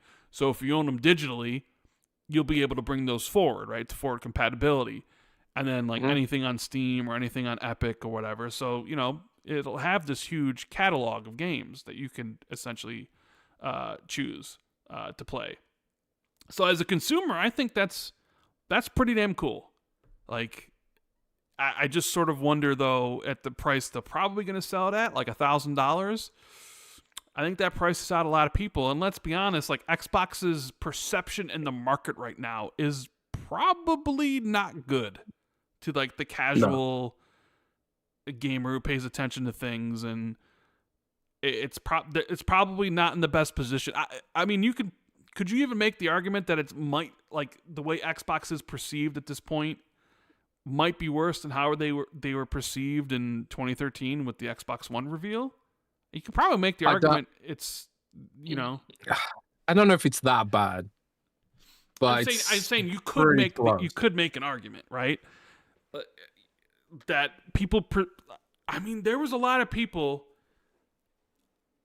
going out and saying like, hey, they're pulling out of hardware, right? Like, I have people that tell me all the time, like, hey, I stepped into GameStop and I wanted to get this thing for Xbox, and the store clerk was like, don't get this for Xbox, get it for PlayStation. Xbox is dying, right? And that's partially due to like Microsoft's marketing and how they talk and other things going on with it, but also like you have all the slop tubers out there talking about Xbox dying for the millionth time and stuff, and like big accounts. Because remember, before, it wasn't that long ago, late last year, where there were reports by people that Xbox canceled their hardware that people were running with. I mean, there was like 3 weekends in a row where something very negative about Xbox came out every weekend, that they would have to like come out the following Monday to throw water over. You remember? Yeah, I do. And one of them was like they canceled hardware, and a lot of huge accounts, not only just accounts in gaming, but other accounts that kind of delve into like culture and pop culture and even like other aspects of like entertainment started to report on that.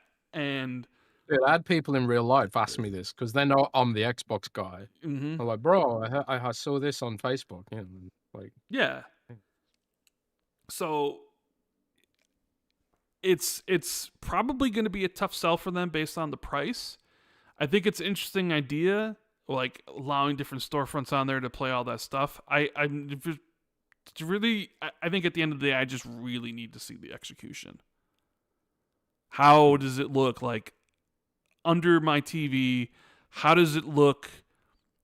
How does it work going in between the different storefronts? How fast and quick and easy and efficient is it? Am I going to have a keyboard and mouse nearby plugged in to be able to do those things? You know what I'm saying? Like, how does all this work, and how easy and intuitive is it going to be able to do that stuff? And maybe, they might think it doesn't need to be easy and intuitive because the only people buying this thing are going to be super hardcore anyways.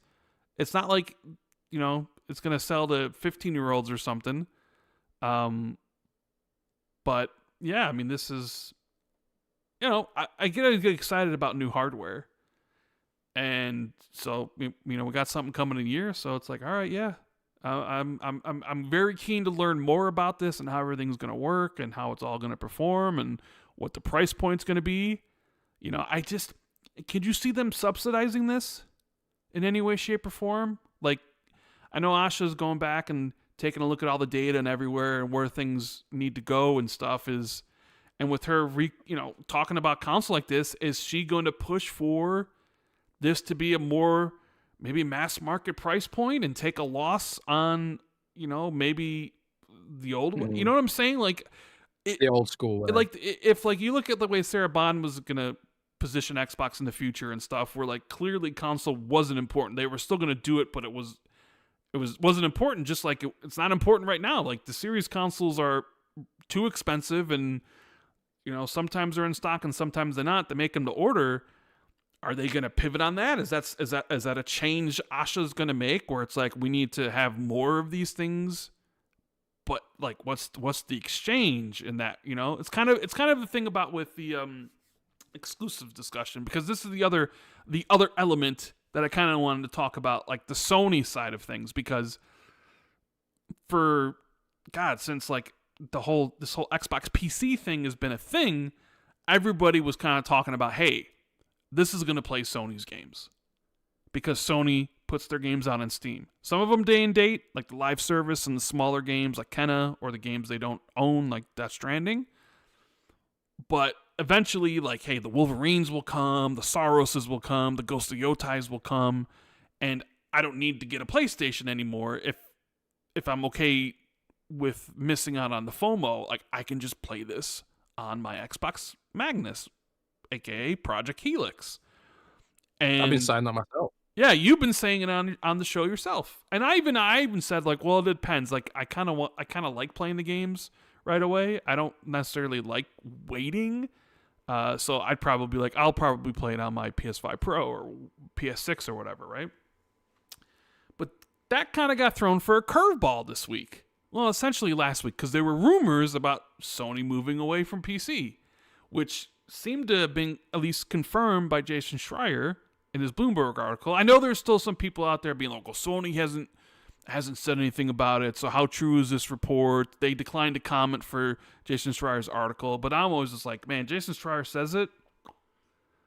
I mean, I don't want to say it necessarily always is locked in stone, but he's got pretty good sources to like go out and be like, this is happening, even if Sony won't essentially say it, right?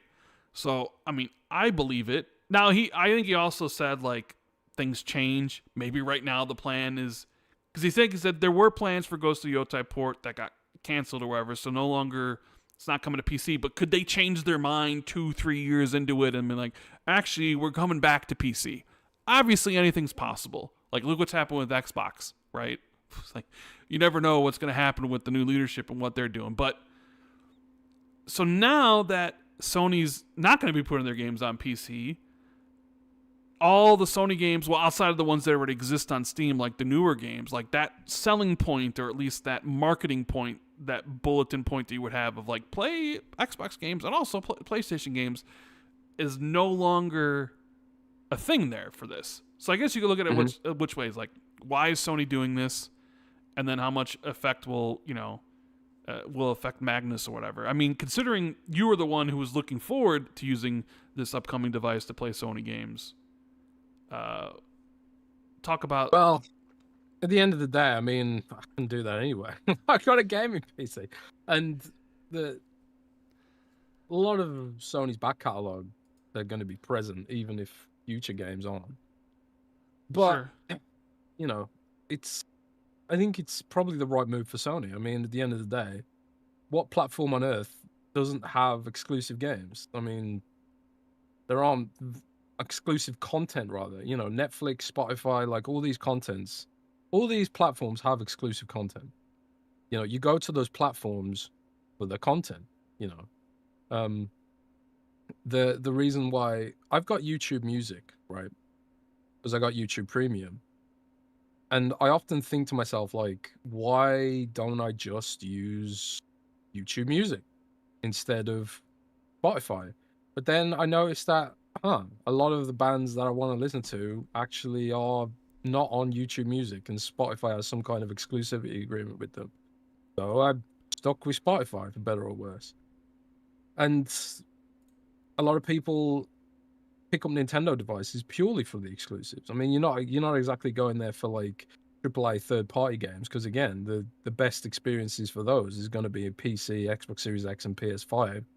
So you're going to Nintendo not necessarily for the form factor. You're going there for the exclusive games. I think if it didn't have the exclusive games, those devices will probably sell roughly about as well as any of the other OEM PC handhelds do, which isn't particularly well. Everyone's there for the exclusive games. Now, it's really, really frustrating actually, because just as Xbox started hitting a positive upswing with its games, it completely muddied the waters by just being like, oh, they're everywhere now, GG, you know, which I think in a perfect world is great. I think creators getting to publish their games to the widest audience is the way the industry should work. But at the end of the day, that's not the way the industry works. That's not the way it's worked for Xbox, PlayStation, or Nintendo. And even Steam has exclusives. Do we think Half-Life 3 is going to launch on the consoles? Very unlikely, I would think. Is Deadlock going to launch on the consoles? I mean, there's not really any evidence of that happening. Maybe they will. I mean, Dota 2 never came to console. Um, and like, I know that they did the whole orange box thing, but, you know, it's not as if console is Valve's highest priority with its games. So, like, every platform has exclusives. And, like, Steam has, like, thousands of de facto exclusives just because so many devs just don't want to deal with the certification processes on console or the rules or anything like that. So, I suppose the real question for me is like, will they rethink this approach? Because I can see it both ways. Like I said at the start of the show, I can see first party's perspective being like, well, you're asking us to hit these targets and you won't let us sell on the biggest platform, which is PlayStation. So I can completely see that mindset. I can empathize with that perspective. But at the end of the day, a lot of these worlds and icons like Master Chief and Gears of War, like this is like they were only a success because of the Xbox install base. And Microsoft has locked in millions of users to this ecosystem. And the perception, at least for me, is that the ecosystem won't grow without any form of desirability. And if the ecosystem doesn't grow, then we're going to start losing games. We're going to start losing third-party games and things like that. Now, I mean, that hasn't really happened at any sort of huge clip. I mean, we've seen some indie games skip and that kind of stuff. But when it comes to the big AAAs, like the Resident Evil 9s of the universe are still coming to Xbox without fail. Crimson Desert's on Xbox, all that stuff's coming to Xbox without fail. But the very first time we see like a big sort of AAA game skip Xbox just because they decide, well, it's not worth it for us anymore. That's the fear, right? We haven't got there yet, but I don't Yeah. know how Xbox can maintain an install base without having exclusive content, And I've gone backwards and forwards on this myself, I like the idea of a game like reaching a higher quality bar and taking a bigger risk because they've got PlayStation's install base to fall back on. Like Fable looks like it's going to be. It looks like they've invested a ton into Fable because they know they're going to sell a ton of copies because it's on PlayStation. I They've mean, ascended they beyond. hope they're going to sell a ton of copies on PlayStation. I mean, I hope they're going to sell, but like when you factor in PlayStation's install base, you sort of reduce the risk, whether you're first party or second party or third party, whatever. But at the same time, like the brand damage to Xbox so it's like one of these things where it's like fantastic. the teams and the publishers, the publishing side of it, they want to be everywhere because that's where they can sell the most copies of their games and make the most money. But then the platform side of Xbox is like, we need incentives to people to get into the ecosystem, and exclusives are the way to do that. and they're like headbutting each other essentially because one wants it one way and one wants it the other way, and that's like they can't agree on what's the best way. I don't know if they're headbutting, but like just speaking mathematically, I mean, first party has an incentive to be multi-platform, and the platform team has an incentive for them to be exclusive. You know, if I'm working on the platform team, I don't know why I would want games to not be exclusive. See, this is interesting because if you went back like 2 weeks ago, or even a month ago or whatever, it seemed like, okay, well, Xbox is multi-platform fully, right? After their whole, it's only 4 games, and it's definitely not Starfield and Indiana Jones, and then it's Indiana Jones, and Starfield's about to be announced for PlayStation probably later this month and release in April. And it's like everything's okay, fine, whatever. That's the way it's going. And then PlayStation seemed like, oh, we're getting closer and closer to day and date. You know, we're already day and date on the live service and the smaller games. It's just a matter of the bigger games, right? And it seemed like, you know, there's moving in that direction. Nintendo was always just going to do what Nintendo does. And now it's like suddenly PlayStation's pulled back. Now we could talk about the reasons potentially. Like PlayStation's pulling back. You know, people speculate that maybe it has to do with sales. I think they've made $2 billion in like revenue from like the other segment, which is like the PC, Xbox, Switch ports stuff. Maybe they thought they should be making more. Maybe they thought they should, instead of $2 billion, they should be at $4 billion or $5 billion, and that their game should be selling more than they're on PC, right? Like, I know like the games were selling good initially, like the God of Wars and the Horizons and that stuff, because I think it was like the novelty was still there. Where it's like, oh my god, a PlayStation game on PC, I got to get this. But as like they continue to come out, I think like the Spider-Man 2 port didn't sell well on Steam. And maybe that was kind of like the straw that broke the camel's back, where you're seeing less sales than you should. Instead of like ramping up and selling more and more, you're selling less and less. And it just wasn't worth like whatever perceived damage that PlayStation thought it was giving to the brand, which at least according to Matt Piscatella, because he put out some data stuff around it, like people were buying Ghost of Yotai. Let me read what Matt Piscatella had to say about this, because he's got he's got the data. He says, according to Circana's player engagement tracker, 60% of U.S. active PS5 users played Fortnite in 2025. 60%. The top Sony single-player game was Marvel's Spider-Man 2, which ranked 28th at 9.9%. It's a big gap. Sales of the console were never noticeably or significantly impacted by the PC releases existing, and Ghost of Yotai finished at number 11 and tracked full game dollar sales for the year in the US. So you can't even say that assumed non-exclusivity hurt it either. Ultimately, the new shift won't really matter. So what Matt is saying is that the games coming to PC didn't affect the sales at all, and that them shifting back to being exclusives won't shift anything either. So it's kind of an interesting perspective from Matt saying that. I mean, he's got the data to look at, so he's in a better position than someone like me or someone like on Twitter just saying that stuff. So, and I sort of kind of believe that. But hey, it's Sony's business. They can run it how they want. If they feel this is the best way to move forward, then so be it. So it's got, I think it has a lot to do with that. But then there's the whole Xbox Magnus, aka Project Helix. People suggesting that maybe Sony didn't want this to be a thing where their games would be on Xbox's next device.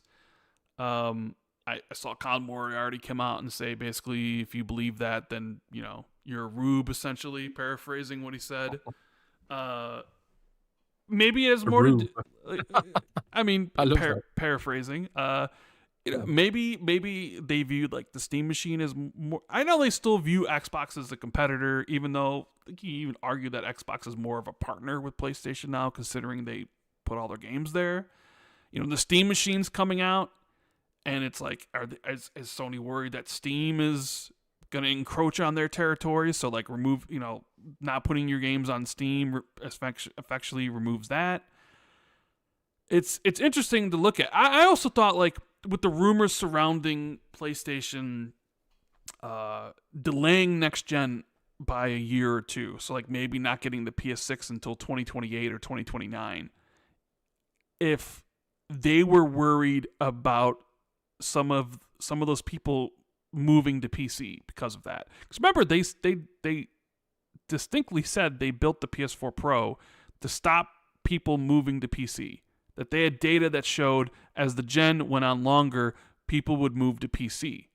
Because PC, you know, you get better performance, all that sort of stuff. Granted, it would cost more, but like the consoles kind of would show their age, so they built that to be like, okay, this is a mid-gen console. It'll keep our players here. And I sort of wonder if them looking at like, okay, if we're really not launching the next console in 2027, if we're waiting to 2029, if some people would naturally move towards PC, but maybe if our games aren't on PC, then, you know, they're like, it's a hostage situation in that sense where like, hey, if you want Wolverine, if you want Last of Us Part 3, if you want the next God of War game, you're only going to get it here. So like it provides incentive to people to stay in the PlayStation ecosystem, maybe even provides incentive to upgrade to a PS5 Pro to get the better version of that game instead of going off and building a $4,000 PC and just buying PlayStation games there. You know what I'm saying, Jez?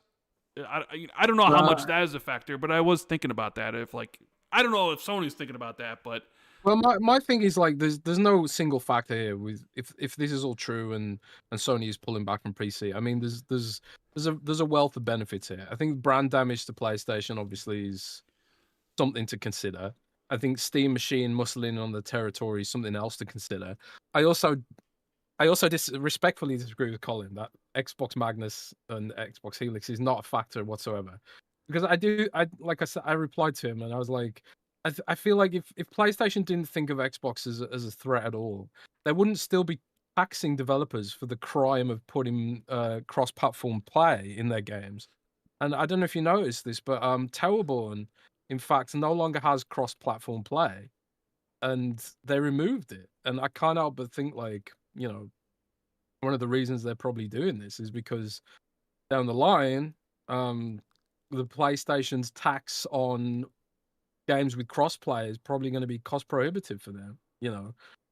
And if they weren't actively doing, like, Sony doesn't, if Xbox wasn't a threat, Sony wouldn't be paying for things like Silent Hill 2 to be timed exclusive, you know, or any game for that matter. yeah, but I So mean, you could argue those deals were made like years ago when yeah, like but maybe I they mean, were viewed more as a threat. Whereas like, are they making any is deals like how right how now for long has future Xbox not games? been a threat for? You know, How long has Xbox not been a threat for? I mean, you know, I mean, they I'd can. argue Xbox is more of a threat now. I would argue now they're muscling in on PC than they were in the past. But personally speaking, but I don't know. Marley's my vary on that.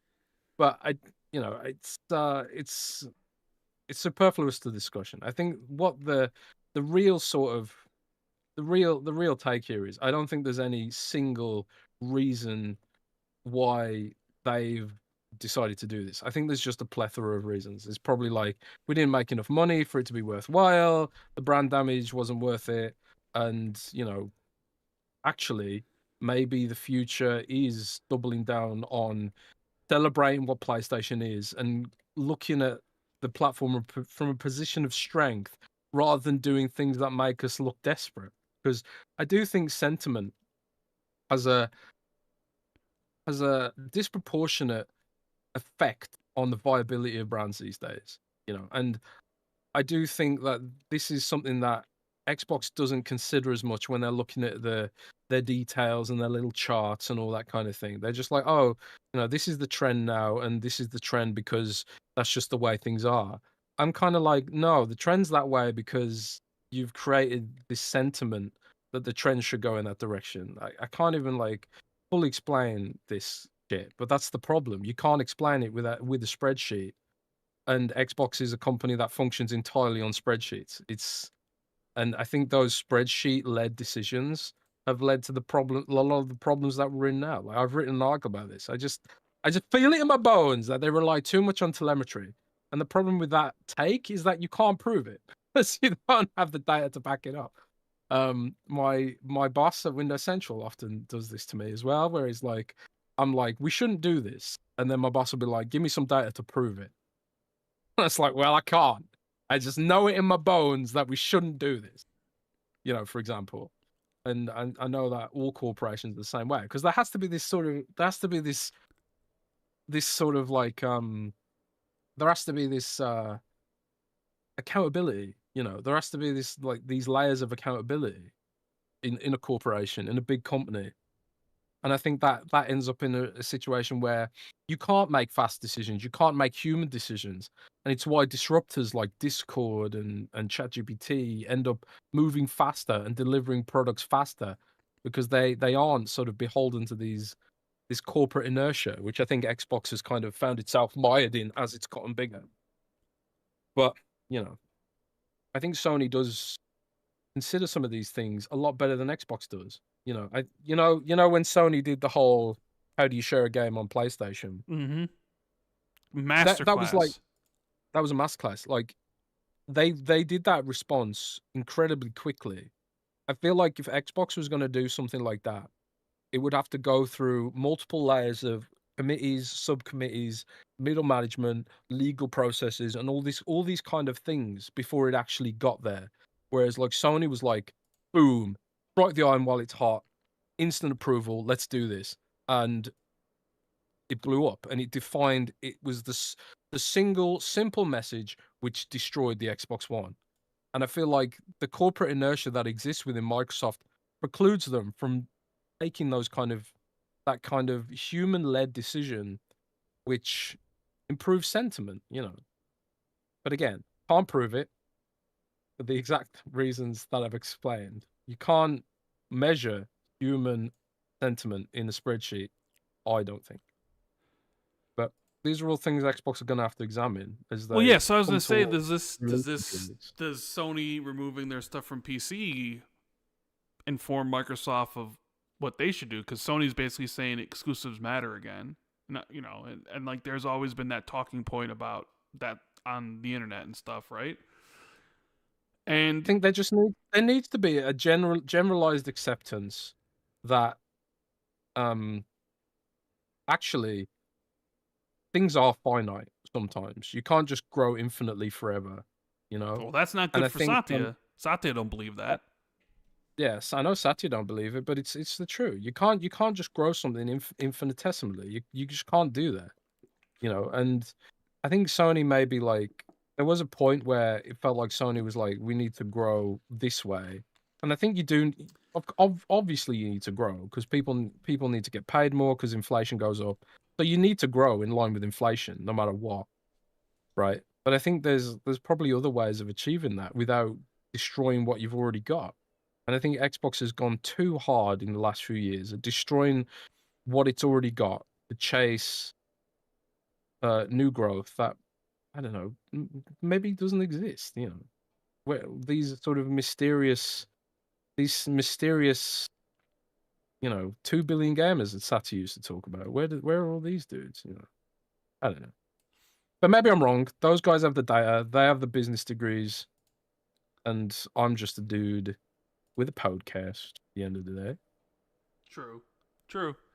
No, it's all very interesting. It makes it for a lot more chaotic thing to talk about, because if it was just going to go the way it was going to go, it's like, well, we can see where the end here's, but it's like, man, nobody expected Sony to pull back on PC. And like, you never know, there might be consequences for that, right? I mean, $2 billion, maybe they expected more, but $2 billion ain't nothing to sneeze at.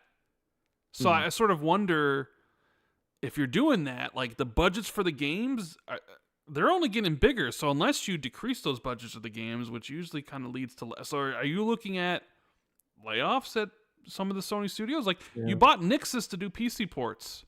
If you're not doing PC ports anymore, do you still need Nixus? Are they even a part of your roadmap moving forward?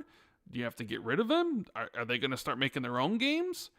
like if you know, and you've talked about like monetizing the PlayStation user base in your recent stuff. So if like you're not making money on PC, the extra revenue, are you going to have to increase the price of your games? Like, does like the next God of War, is that instead of 70 is now $80? Are you going to raise the price of, you know, PlayStation Plus? You gonna, you know what I'm saying? Like there has to be. That has risk too, because that could push more people to PC. I'm just, but If yeah, you know, if the PC's also perception having a thing of like, well, it's more expensive to buy parts, right? It's not like they're you know, safe from that. Like it costs No. more to build. I even saw some report that basically Do I become an iPad kid?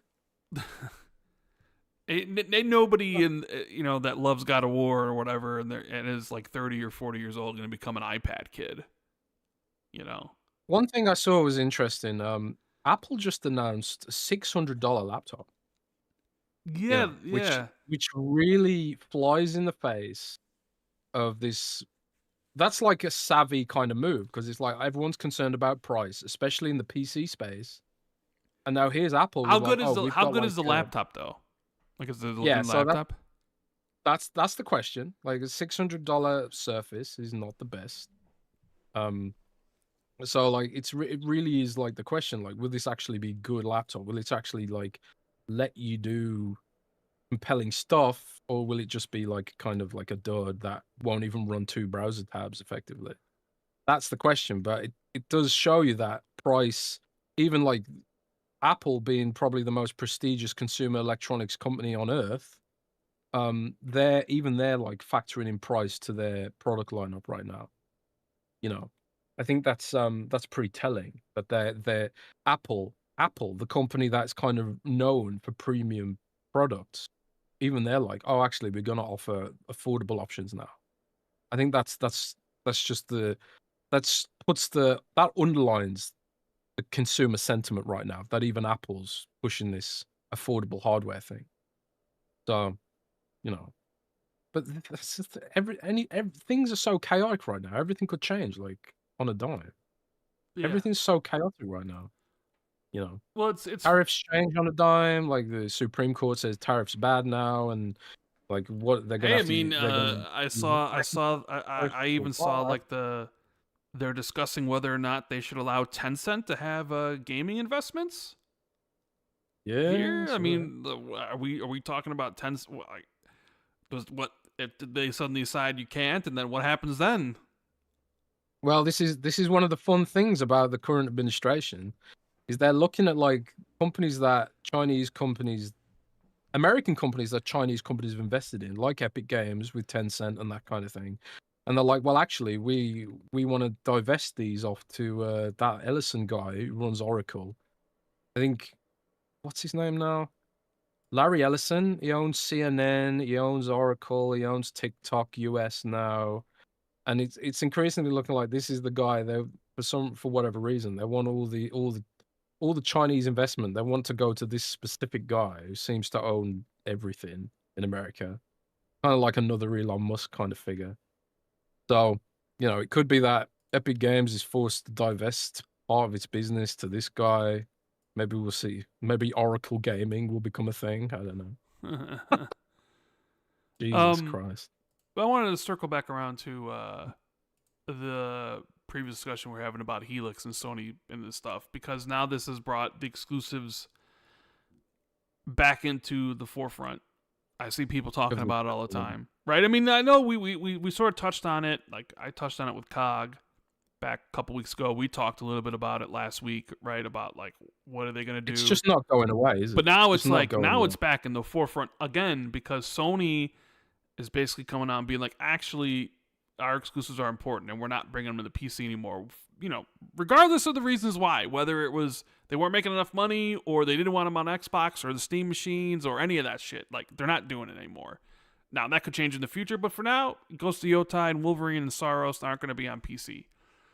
And so now, like, the balls, you know, we know what Nintendo's doing.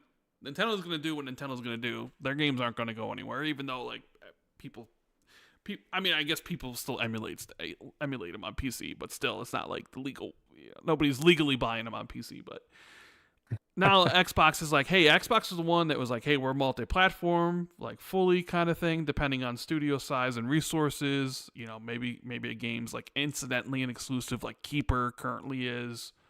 You know, but like Avowed and South of Midnight launches exclusives, but those are both coming to other platforms now. In fact, Avowed just came out on PlayStation, so you know, and like let's be honest, like the excitement around Xbox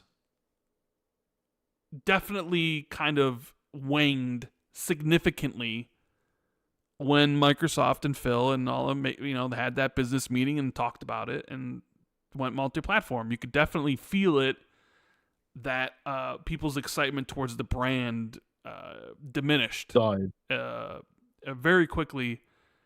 You know, as like, you know, exclusives, people say like, hey, they provide like identity for the console and they're really important because that's why people choose to be on that console. And if they don't have those reasons anymore. And I've always said, I thought, and I told people this at Xbox, I said, putting your game, like I get from the business standpoint, like, hey, we need to reach 30% margins. How are we going to do this? We're going to be multi-platform. We're going to sell our games everywhere and all that stuff. Like, I get it. I understand, like, okay, whatever. You need to do what's best for your business, blah, blah, blah, blah, blah.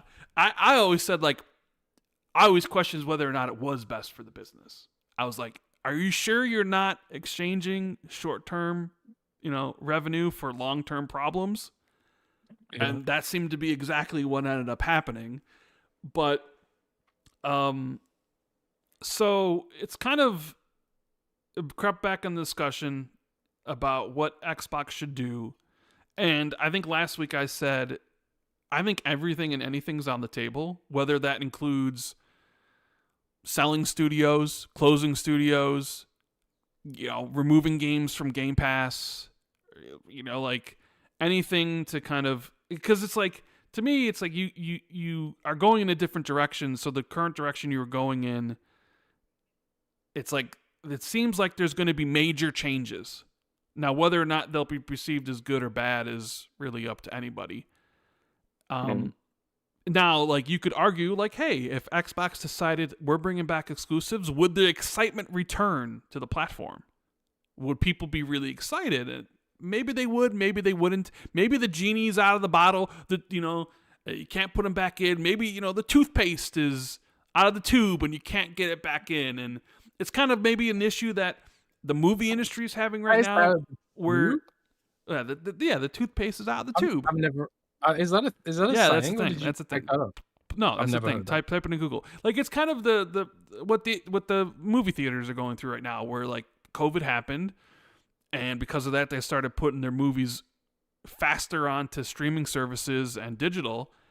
And now, like, people are okay waiting 45 days for a movie to come to their like, I got no reason to go out to see at the movies or whatever. So they're having issues like justifying, you know, the theatrical experience when movies hit up their stuff super quickly.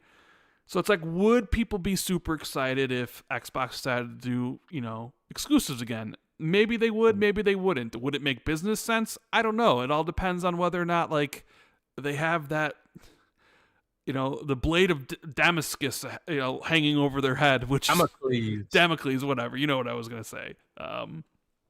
And you're the cultured one. I don't read books. Damocles. I knew it was like Dam was something. I was trying to think of it really quickly, but you knew what it was. Yes. And it's a fun discussion because, you know, we have no bearing on whether or not this stuff, and it's not our money, it's not our business or whatever. We can just like, yeah, of course, like, who wouldn't want this to happen again? And I think maybe one of the issues I had was how this all went down. It was like Microsoft had been promising like forever, like, hey, we got the games coming, we got the studios, you know, like 2018 when they bought all those studios, right? And then they bought like in 2019, they bought Double Fine, and then they bought Bethesda and stuff. And it was like, oh, the games are going to come. Just wait. Like, we got a game a quarter and all that stuff. And then they finally hit it last year, where they had an amazing year with all these great games. And it was like 12 releases. But it was also the year they decided to go fully multi-platform. So, like, it was basically they were kind of saying, wait, it's gonna hit, we'll get the games coming, and they finally nail it, and at the same time Put a cloud over they it. put like everything everywhere. And then I sort of think like, how would everything have gone last year? Like it felt like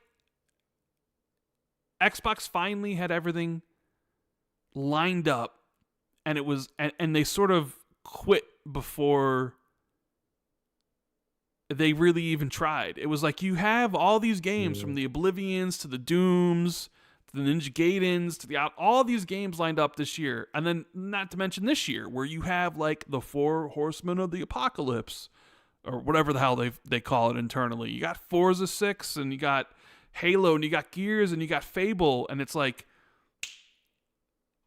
what would have happened if you actually stayed the course and, you know, didn't raise the console $150, but maybe, you know, raised it $100 or whatever, and actually had units in inventory and the games were still exclusive to the platform? Like, what would that have done? Would it not have done anything? Like, did they make the right choice there? Where like, these games ain't gonna do shit. You know, Phil did say like, hey, even if Starfield's 11 out of 10, it's not gonna do anything for us. But it's like, what if you had a whole slew of games for the next 3 years where like those games are really good and they're constant? Does that make people want to play on your platform? Because I'm not necessarily sure the combination of Game Pass and Xbox Play Anywhere is something that's going to drive people to your ecosystem. Maybe they think it will, but I don't really think it does. And I think I told someone at Xbox that like, them going multi-platform only makes PlayStation and Nintendo and PC more desirable. Like, you know, because the question becomes, why should I play an Xbox? Why Xbox? When I could just play on PlayStation and get their games and Xbox's games? And then like, people would counter with, well, you'd have to pay for them. And it's like, yeah, no shit. But is Game Pass that big of a thing where it's like, well, I get the games for free here? And I understand that, but it's like, you're not always going to be interested in everything. And maybe, like, because that's the thing here. Because I think of, like, would Xbox fans accept a trade-off? Because I sort of think you're going to have trade-offs here. Whether it's like, hey, we got the return of hardware, but because of that, we might have to cut costs in other areas. Or, hey, you know what? Actually, we're going to do exclusives again. But we can't do this anymore. And what I'll throw out there is like, how would people feel if Microsoft would say, hey, we're going back to exclusives. We're not going to put stuff on PlayStation and Switch, but we're also no longer going to be putting our games day one into Game Pass. Yeah. Like, would people be okay with that? Would people be okay with losing Game Pass day one to get their exclusives back? I'm just throwing out a scenario. I don't know if like, I don't know anything. I'm just like, would you be? Is that a monkey's paw wish? Kind of like how ABK ended up being, where everybody's like, ABK, yeah, and then ended up, you know, we all know what ended up happening, being a monkey paw. Is like, everybody like, hey, we got, as long as we got our exclusives back, we're okay if we lose day one to Game Pass stuff. Is that a fair trade off? Because I sort of do feel like significant changes are coming all around, and like, they haven't really talked about Game Pass. So is like, Game Pass really in their future plans? You know, we've seen how much like Call of Duty 7 declined significantly, which affected all of Xbox's revenue, partially because it wasn't a really good game, but, you know, people didn't buy it. But it's like, well, you lose a whole chunk of revenue on the Xbox because people are going to Game Pass, and it didn't really seem like it did much for Game Pass. But then you wonder, well, if you remove Call of Duty from Game Pass, how many people unsub from Game Pass? And you're going to lose a lot there. So, you know, what do you think? I'll position this to you. Would you be okay getting exclusives back, whether they're a year timed or 2 year time or just full exclusive, if it would mean a less focus on Game Pass and those games don't come to the service, or maybe they come to the Game Pass like a year or two later or something? Like, would that be an acceptable thing to you, Jez? I mean, I'm in two minds about it, because I'm thinking about what's good for me and what's good for the health of the platform. And I think for me, I like the idea of getting all and I think for the individual, I think if you are going to play tons of games on Game Pass, then of course Game Pass Day One games is an amazing deal. If you're going to play even at $30, if you are going to play like all or a bunch of the games that are in there. I mean, Witcher 3 just dropped in there, Cyberpunk just dropped in there. I mean, yeah, some of these are older games, but also like you've got the Day One stuff. Like this year, you're going to have Halo, you're going to have Fable, etc. Call of Duty if it ends up being good, all that stuff. So you kind of for the individual, it's still pretty fantastic, and it would be a shame to lose that unique selling point of the business. But on the flip side, I think increasingly, like now that Xbox is releasing games at a steady cadence, I think having exclusivity is probably, frankly, more important for the health of the platform. So, like in my head, having the exclusives is probably better overall. But at the same time, like I feel like Microsoft just has this wealth of data, which just hard suggests otherwise. You know, it really feels like Microsoft has like it's like the Sakana guy said, Matt Piscatella. He said like PlayStation putting its games on PC didn't in any sort of material way affect the sales of their games. You know, and I feel like if that's true, then it kind of renders this whole argument like a moot point. I suppose it's really tough. And I suppose these are kind of the questions that they're going to have to discuss. But I do think Xbox lost something tangible when they announced Halo for PlayStation. You know, I think when you start doing things like that, when we are in an opt-in hobby that is honestly, it's guided by sentiment, and you've turned your back on that sentiment. You've turned the back on that history, that legacy. You've turned your back on the community in favor of money.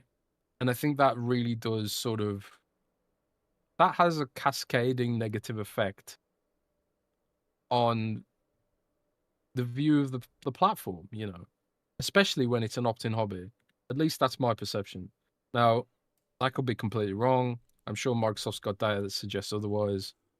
And maybe that's a reductive kind of not very progressive view of what we should be aiming for as an industry. But I think at the end of the day, if there's anyone who's sort of preventing the industry progressing to a more open ecosystem, it's PlayStation, you know. They do put a tax on developers who dare to include crossplay. They're the ones who do are still throwing money around to lock down games and do platform exclusivity and exclusive marketing deals and all that kind of stuff. I mean, Xbox does that too. And Xbox has done it in the past as well for the sake of competition. And I'm not begrudging PlayStation even slightly for competing, but that's just the universe that the industry's kind of set itself up to be. And Xbox, for whatever reason, thought it could go against that, even though it had the smallest platform. It's like, nah, mate, you can't go against that. Not when there's like powerful forces dictating in the other direction. I don't know. You know, So it's a lot. That's a sort of roundabout way of saying I probably do think having exclusive games is probably more important than having day one in Game Pass. Probably is, man. it's going to be funny because I know, you know, people are going to be like, oh, flip floppers or whatever. But you know, I've been consistent with my whole thing from the start about like, I didn't think this was a good idea to go multi-platform, but also at the same time, it's like, I'm not losing sleep over it. I'm not going to cry about it. I can't change anything. So it's like, whatever, just roll with the punches. And, you know, if I mean, they didn't make the changes, both things can be true at the same time. You can understand why they're doing it. You can be unhappy with it. And then you can also just be like, well, I can't do anything about it. So fuck it, I'll move on, which is kind of where I've settled. yeah. And the only reason to even like saying it's a possibility is because of the new leadership. And maybe, you know what? Obviously, it may not happen. They may look at it and be like, you know what? Can't do it. We can't do it because we still have to hit our 30% profit margins, and this is the best way. So things are gonna just continue on as they continue on. But then you sort of wonder, like, well, what's the difference between Asha and Sarah and Phil at that point? If like everything, I do. There's this parallel I wanted to draw between PlayStation pulling their exclusives from PC, presumably for low sales, and Xbox putting their games on PlayStation and being like, well, they're selling to the like, biggest hardware platform or whatever. But what happens if Xbox's games on PlayStation underperform?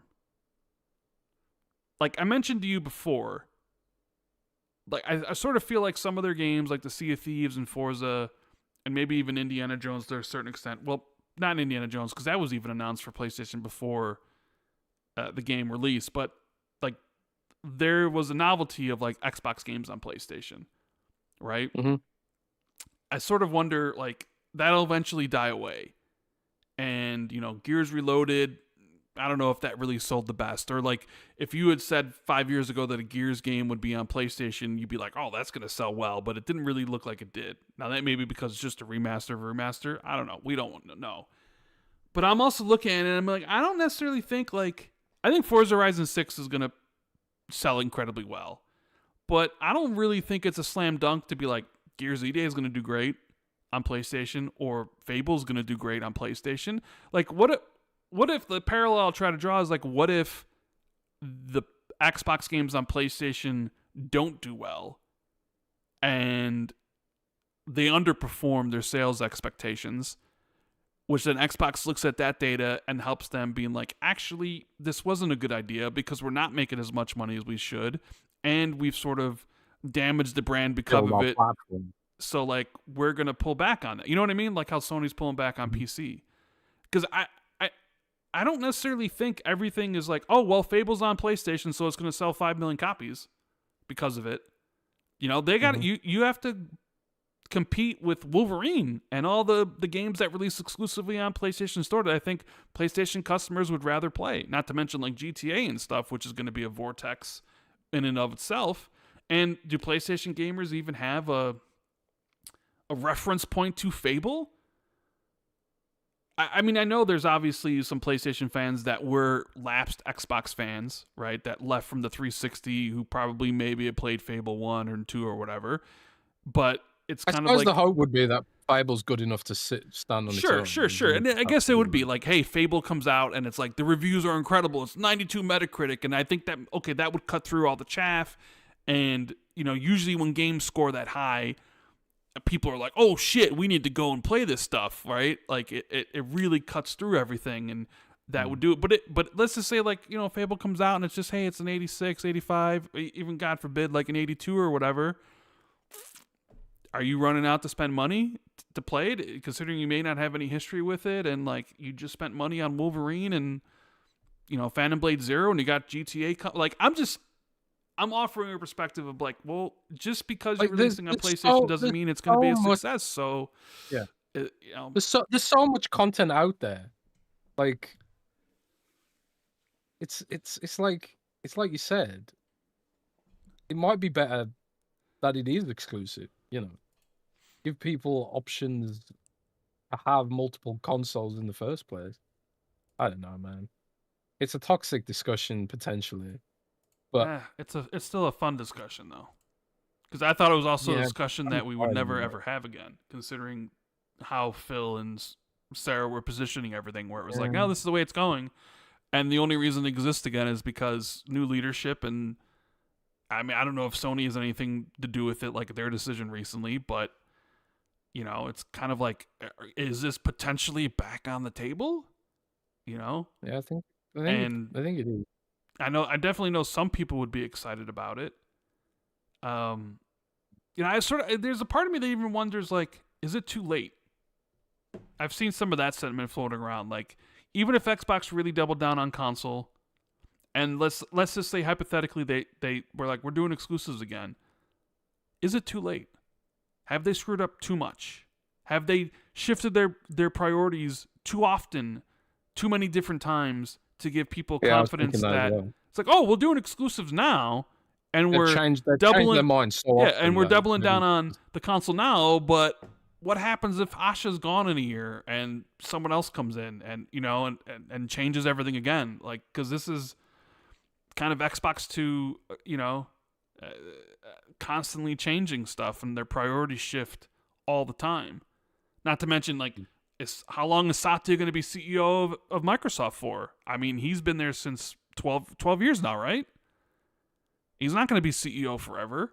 Does a new CEO come in and look at it and be like, actually, I don't like this gaming division, gone. You know what I'm saying? Like, I mean, we just seen how a big shift in a leader, replacing Phil, has their own ideas, and so a leader, taking over for Satya would definitely probably have some new changes in mind. So it's like, do you think it's too late, or is it like never too late? One of those, it's like never too late to start over, or never too late to do this, Well, or whatever. it's kind of like what Asha herself says, proof over promise, right? And I think if they do start going in a different direction, people are going to be skeptical of whatever they do, because there's been so much chaos over the last couple of years. Like, for them to sort of change anything right now, they need to sort of stick with it for a time instead of just going backwards and forwards all the time, you know. And I've said to you on this podcast before, and you disagreed with me, I think, at the time. I said there might be a point where there is a spreadsheet which comes along Ash's desk, and it's like, actually, we would make more money if these games were exclusive, you know. And the plan's the plan until it's not the plan. I've said that before on the show. Maybe there is a model where exclusives makes more economic sense for them, and it just requires the right spreadsheet to prove that to the uppers, you know. But I think at the end of the day, we have gotten to a point where it's like they prioritize short-termism over the long-term health of the business, and potentially long-term health of competition in the industry a lot, frankly. And this is just kind of the situation we're in now. We'll just have to see where it goes. We're in a holding pattern. Right. Let's see. We got some super chats here. I'm sure the people are talking about this. Let's do super chats, and then let's do Yeah. Patreon questions. We got William Chris, member 14 months. Hater said the Xbox Series S would held Xbox back because of memory performance issues and co-developing games. Would a next-gen equivalent that runs PC games avoid this?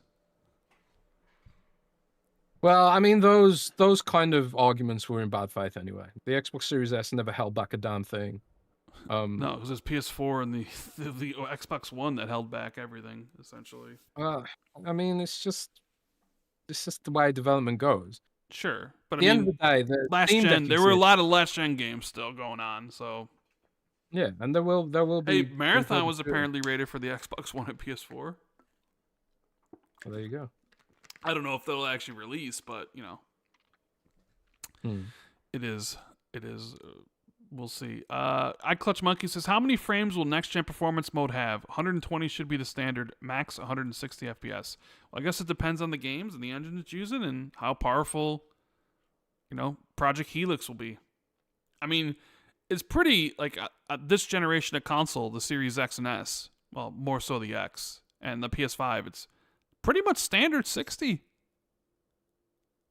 Some games hit 120, but you can pretty much count on like one hand how many games actually have 30 FPS mode.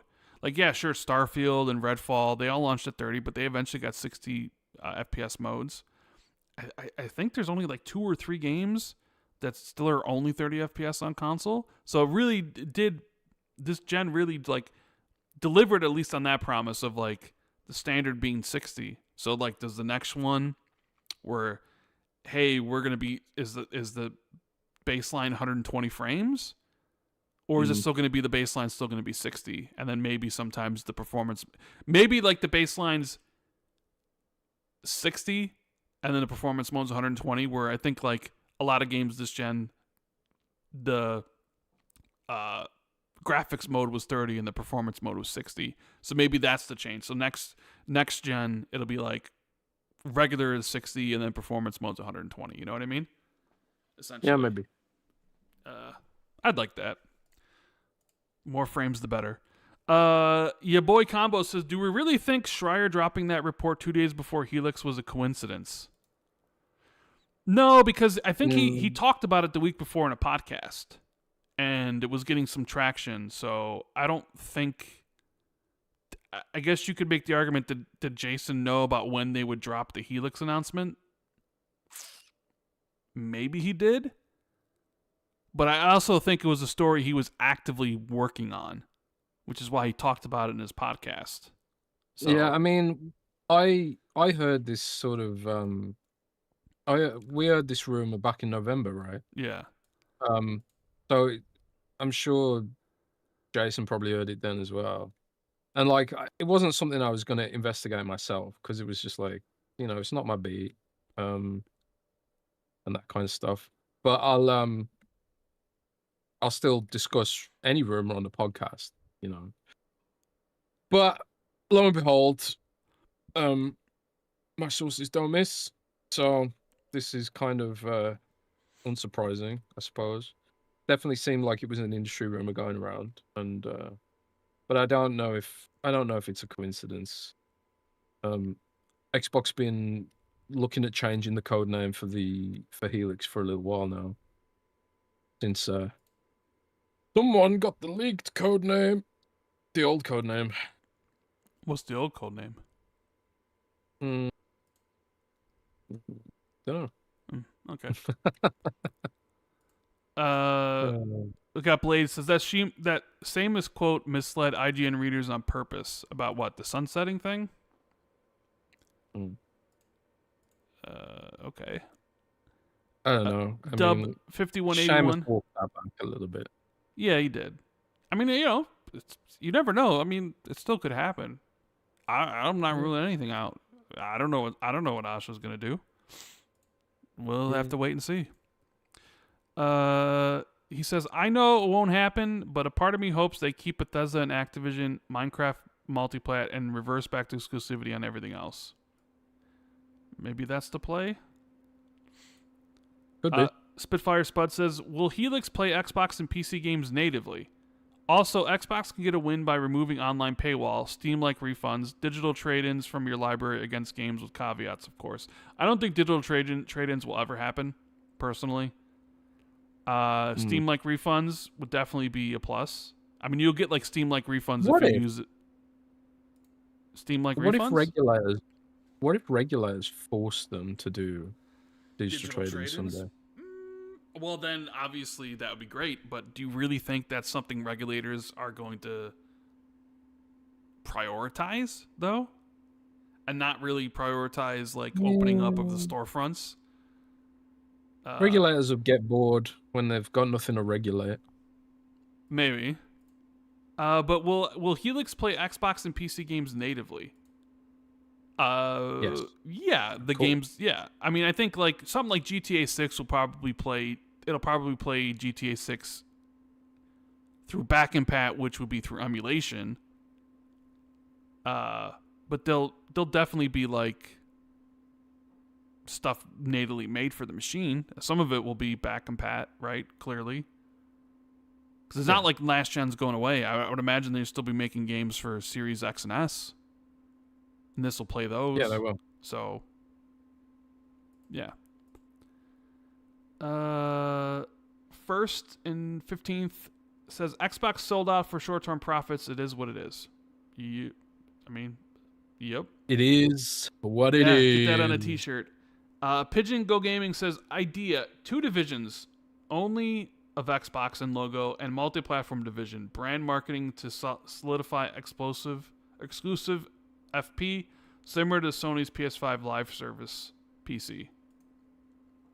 Okay. I wouldn't hate the idea of branding the games that are exclusive, like Xbox Original or whatever. We've talked about I know. that I think before. Cloberl kind of like positioned that and made like artwork for it, but then Ubisoft took it, remember? Because then Ubisoft was like, oh, these are our Ubisoft exclusives.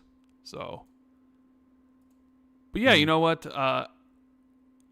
Thanks for Xbox for dropping all this stuff today, because I was looking at like things. I was like, it wasn't much that happened this week, but hey, Project Helix, Sony with the exclusives and stuff, and opening up that conversation. It's a lot of fun. So do us a big favor, hit the like button and subscribe to the channel if you haven't already.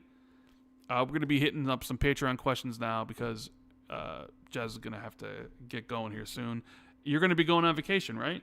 Well, not vacation, but you're visiting family. You're going to Japan starting tomorrow. So then you got to... It's a vacation. Yeah, so you got to get packing and all that good stuff. So glad we did the show today, because otherwise, I don't know if we do the show. So don't forget to check out our sponsor for this episode, surfshark.net/XB2, where you get 86% off a 2-year deal to protect your internet privacy, and patreon.com if you want to, patreon.com/XB2 if you want to support us there as well. So you have like 2 threads here that people drop questions in, so I'll just read from both, I guess.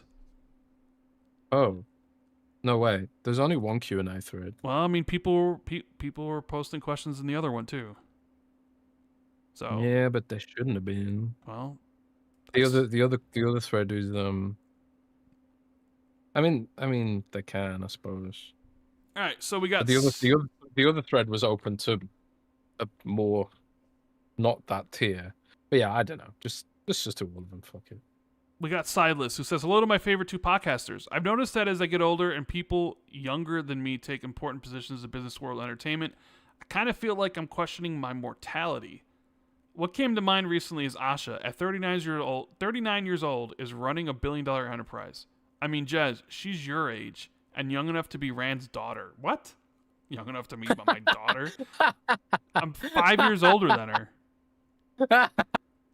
As we enter our later years, do you ever look at the world and think the younger generations are taking over and we're just a small part of their world? Yeah. The Roblox shit, TikTok. I've never used TikTok, and I don't ever want to use TikTok.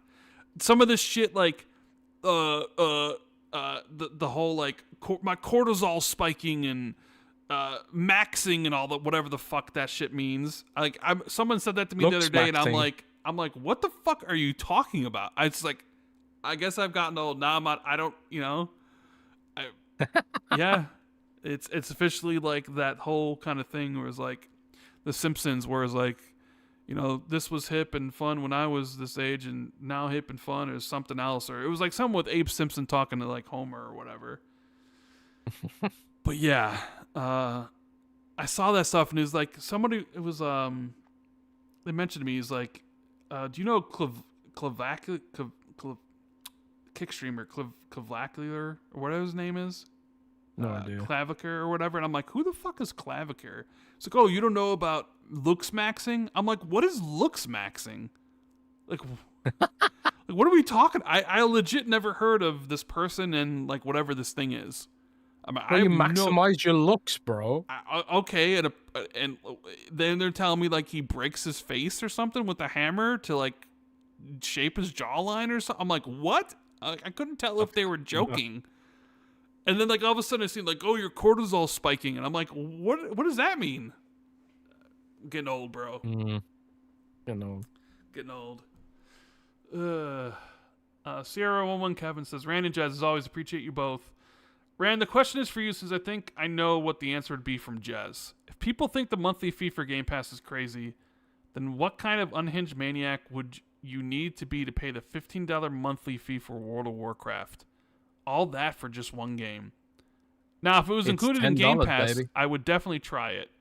But $15 is a lot by itself. Just joking, Jez. Isn't it $10? Safe travels, but I mean, you're the one who pays it. I don't know. It's just there. It's just there. I'm never gonna stop paying it. But I mean, it's a good point on WoW. Like the weird thing about WoW is you feel like you get your money's worth because they just constantly ram it with new content, and this is why no other game like WoW has really succeeded.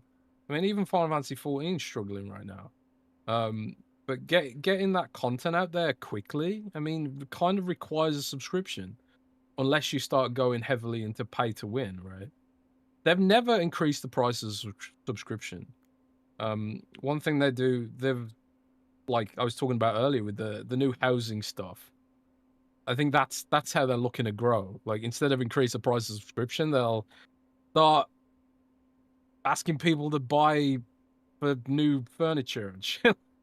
Yeah. But yeah, I don't know. I did hear like they were examining this concept of putting some of the features into Ultimate, maybe Xbox, maybe World of Warcraft subscription fee.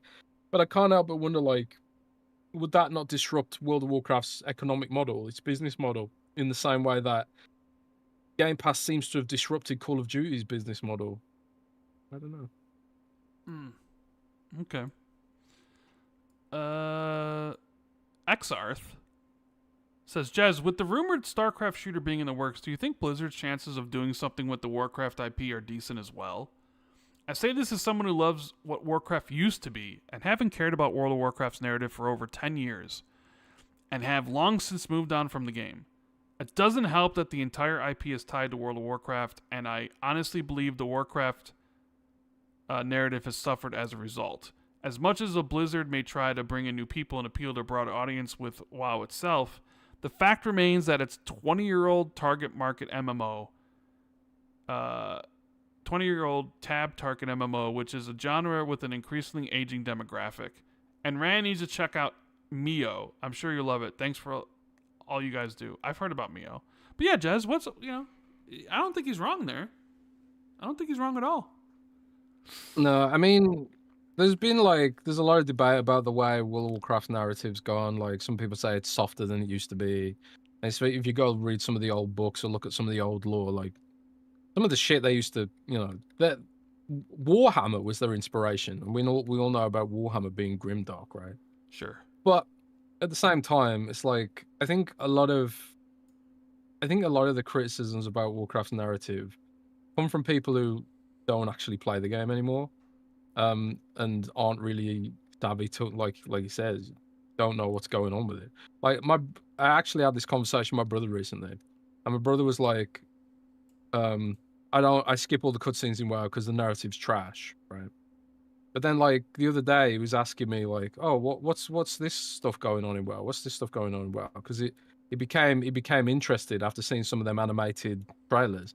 And I was like, well, bro, if you didn't skip all the cutscenes, you might fucking know what's going on in the game, mightn't you not?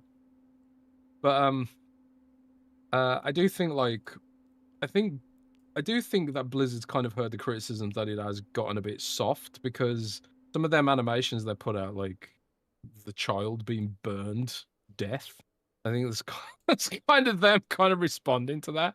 Maybe, I don't know. But I do think, like, one of the problems with making an MMO is that you have to, like, rapidly iterate. And if you're rapidly iterating for content, like making sure that the story isn't dumb, kind of, some of the story beats aren't dumb, I think that kind of becomes, I don't know, second fiddle, I guess. So maybe, like, doing some TV shows that are sort of can be slower paced and maybe focus a bit more on actually fleshing out some of the story beats could actually elevate both the game, but also hopefully stand on its own 2 feet. A bit like the Fallout TV show, or there's enough people who say the Fallout TV show is not great as well, but, like, hardcore Fallout people. But, I think in this world, you just can't please everyone at the end of the day. And I do think, like, Warcraft, but not just Warcraft, but like Halo and Gears and, like, all these worlds, they have more to offer. And I think sometimes TV and movies and other kind of mediums might be a better way to tell some of those stories. I don't know. But I do think, like, Microsoft's looking at that actively, especially in the wake of Fallout, right? Yeah, it's probably not that long, like 10 years from now. Like, if you're not bringing in any but younger, like, everybody's sort of, who's left to play World of Warcraft? Yeah. Not Rand. No, never me. Never. Not ever chance. I've got a spare code for it if you want to give it a go. More than fine. Give it to someone else. Chris M says, hey guys, hope the Thursday show is going great. Jez, hope you have a fantastic time in Japan. My wife and I lived in Tokyo for 4 years, and it was absolutely the best. If you get homesick, though, there's a British pub in Tachikawa we actually really enjoyed called The Hub, if you get a chance to check it out. Mm, I'm curious your I thoughts on will. what's going on with Xbox and the US government, and I'm not going to make this too political, but the fact they spliced in Call of Duty footage to begin a montage of drone footage from Iran seems gross. There was also the Halo stuff with the president put out by them before, so I'm curious if you think it's in Microsoft's best interest with this administration to just let it go, or is there any chance they'll want to protect their IPs from this kind of political use? Also, how... Well, Okay, go ahead. sorry, man. Well, go ahead. I was going to say, first and foremost, that was obviously an unauthorized use of the IP. Mm, But this is kind of like one of the weird situations that um, Microsoft and other American corporations find themselves in right now. Is that on a whim, this administration can destroy your entire business, and if you don't do what they say and don't capitulate and don't kneel down and bend the knee, they will destroy your fucking business. I mean, look what the U.S. administration has done to Anthropic right now. So Anthropic, who made Claude AI, they refused to allow the US government to surveil American citizens with their AI technology. They said, if you want to use Claude in the Pentagon, we want guarantees that you won't use this technology to surveil American citizens and build up databases and all that kind of shit, right? You know, fascist shit. And the US government was upset about this. So they retaliated and they've now designated Claude as a supply chain risk. And I think it's the first time company is designated, the US government has designated an American company as a supply chain risk for decades. And this is kind of like something that they would typically do for a company from a hostile country, you know, like a Russia or something. And I think they designated companies like Huawei as a supply chain risk before. To do that to an American company is certifiably insane, you know, not to mince words. But it's just the kind of bullying tactics that we kind of see in here from this administration. So Microsoft kind of in a tough position, you know, when they've got billions of dollars invested and they've got tens of thousands of employees. It's not exactly it's in their best interests to not be designated a supply chain risk because of the way this administration's been treating its companies and you know, companies and citizens, frankly. So I'm kind of sympathetic towards Microsoft's position here when they have to think not just of the amount of money they could potentially lose by pissing off the wrong people, but also how it could impact their employees. You know, and people often like the same kind of people who like would pearl clutch about like, oh, Microsoft should take take a stance here. They would also be mad if people got laid off because they were designated a supply chain risk and they lost business as a result of it, right? So I don't envy Microsoft's position here. And I think you should like, if we are gonna like um think about this stuff, you kind of have to think about what the consequences for the employees would be if Microsoft administrators and you know the leaders weren't careful about how they deal with some of these situations. You know, right. if you care about layoffs, you've got to always care about layoffs and what the other factors that can create layoffs, like being designated a supply chain risk. Yeah.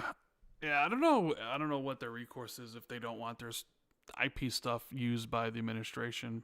Maybe like DMC him or ask him to take it down. He also says, also, how pissed does Xbox have to be as the Paramount buyout seems to be getting rubber stamped by the FCC despite being a larger and potentially far more consequential acquisition than ABK was for Microsoft, which wound up in court and did real damage to their brand.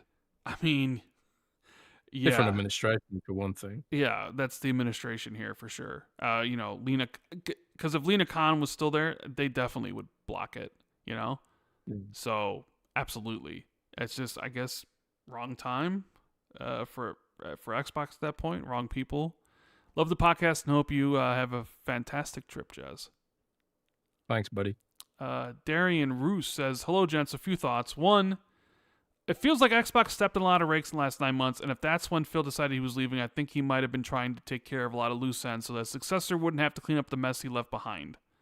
This might explain being more aggressive with canceling troubled projects and closing down developers that were in trouble. Do you think that explains why the recent months have been more painful than usual? I don't think so. Mm, I think it was it like, does seem like a Phil thing to do, to be but I also honest. think like the like the layoffs and like the projects shutting down. I think that was more of a budget thing.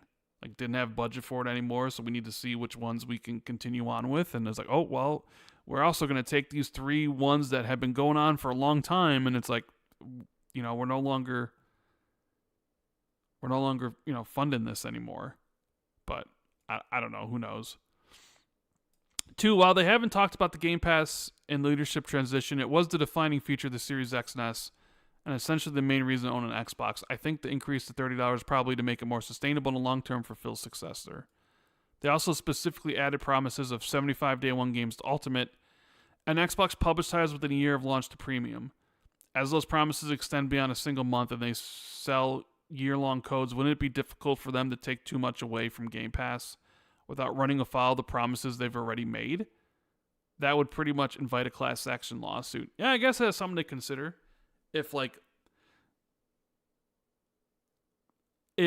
they did do that, and let's say they remove their own games from day one from Game Pass, would that constitute like a breach where somebody could Breach of sue them? contract.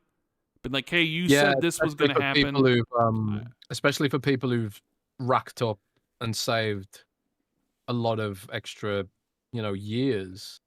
Because you can rack up multiple years of that shit, right? So maybe they So, like, can, or maybe it's got to be like, hey, we did it for this year, but moving forward, this stuff, or maybe they don't change anything about Game Pass. I don't know. That's the thing. or maybe they grandfather existing users in, and then new Maybe users don't get it. well, Like, that's how they do it and avoid the lawsuit, I guess. yeah. Well, I don't know. That's good. These are good questions. Even if they could remove benefits from Game Pass, would it be worth it? They get a lot of free press every time new games are added. I paid for Game Pass since the first release, yet I tend to play more games right when they're leaving Game Pass than when they first arrive. And looking at hot content pages on True Achievements, I'm not the only one who focuses on playing games through games right before they leave. If they did cancel it, I probably wouldn't start buying many full price games because, like everyone else, I already have an infinite backlog and would simply wait for games to be on sale before buying them. Thinking that everyone who plays games through Game Pass will replace that with buying full price games feels like an incredibly bad assumption and a way to hurt themselves a lot more than it helps. So while I'm a bit nervous about changes to Game Pass, I feel like some of the changes they made when they raised the price last year make it harder for them to significantly change it further. How do you think they'll factor into their decision making? Well, they're going to do what they feel is best for their business. And if that includes Game Pass, awesome. If that includes many changes to Game Pass, I mean, okay. Yeah, I mean, it's all like, it just feels like rock and hard place. They've created a lot of problems for themselves, and this is one of the things you have to do when you're coming at this from, I suppose, uh an underdog kind of status. You have to, like, they do things to try and disrupt the market and change things, and be like, well, um we need to do something a little bit different if we want to compete here. So they come at it with that mindset. But obviously doing that comes with consequences, and everything has consequences. Some of them good, some of them bad. And some of the consequences of Game Pass has been like probably a decrease in third party revenue, I'd imagine, which probably hasn't gone down well lightly with some of their partners. Microsoft could probably argue, or try to argue, yeah, well, maybe the sales are down across the board, and maybe they can explain away some of that stuff with data. But I think, like, one of the clear issues is the disruption of business models that rely on retail sales. But on the plus side, a lot of smaller developers have found stability in the money that they do get from Game Pass. So, positive and negative factor to consider there. I suppose at the end of the day, it'll be like, it'll be the result of an investigation about whether or not they can continue with some of this stuff. And maybe Phil retiring was part of that, was him realizing that he might have to change some things, and he's already chopped and changed things so much that maybe it was best someone else to own those changes rather than him owning it, right? But I don't know. We'll see. Let's see here. We got good old Conwood says, "Hey, Rand and Jez. With the apparent move by PlayStation away from PC for most of their major first-party releases, do you think PlayStation may expand their program of money-hatting third-party releases in an attempt to value-add their console? They could, if they really feel that that helps their brand. They could, although I think those sort of things are becoming more and more expensive. But maybe, I guess. We sort of wondered why Silent Hill Townfall, but I think that's more to do with it being Annapurna, who does do a lot of those sort of deals than Konami. Well, But then Konami did take one for Silent Hill 2. But I understood, and we talked about that before. Like, I get the Silent Hill 2 one, because that is a nostalgia bait driven sort of thing where Silent Hill 2 is a lot of people's favorite game ever, and it was like, okay, we can get this game. But like Silent Hill Townfall is a brand new experience. It's kind of like, well, why wasn't Silent Hill F? Would they go for Silent Hill F? And it was like, well, that's probably a harder sell. It's a newer thing. But with Town Hall being Annapurna, it's like, okay, they probably they do those sort of things. I think there'll always be like money hatting third party, like kind of indie sort of games, just because there are always going to be indies looking for some sort of deal, some sort of financial help getting their games made. Before it was Game Pass, you throw them a deal there. PlayStation would look at some really cool indies and sign them up. But, games become more and more expensive, and at that point it becomes like, hey, is it even worth it anymore for us? But yeah, you do have to wonder if like that's the thing. If they're going back to that, maybe they'll revisit some of that money hatting stuff. Interesting. Frosty says, "Hey guys, did you guys see Tim Sweeney's tweet about Android? Seems like third-party app stores will be available on Android soon. What does this mean for Xbox mobile app store that Sarah Bond was leading?" yeah, I don't know if anything came of that, but it does seem like just as the rule set that Microsoft needed in order to deliver that, that arrived just as Sarah Bond was leaving, which is kind of interesting. But I suppose I don't know if Microsoft will bother with a mobile game store for Xbox, but I do think this will have positive benefit for cloud, because now it means that essentially Microsoft will be able to have a native app rather than like a shitty web app. And well, I say shitty. The web app actually really good, but I think people prefer just having. People don't want to have to like jump through the hoops you have to jump through to get a web app, behaving like an app. It's just people expect to be able to download it, install it, and then have it work.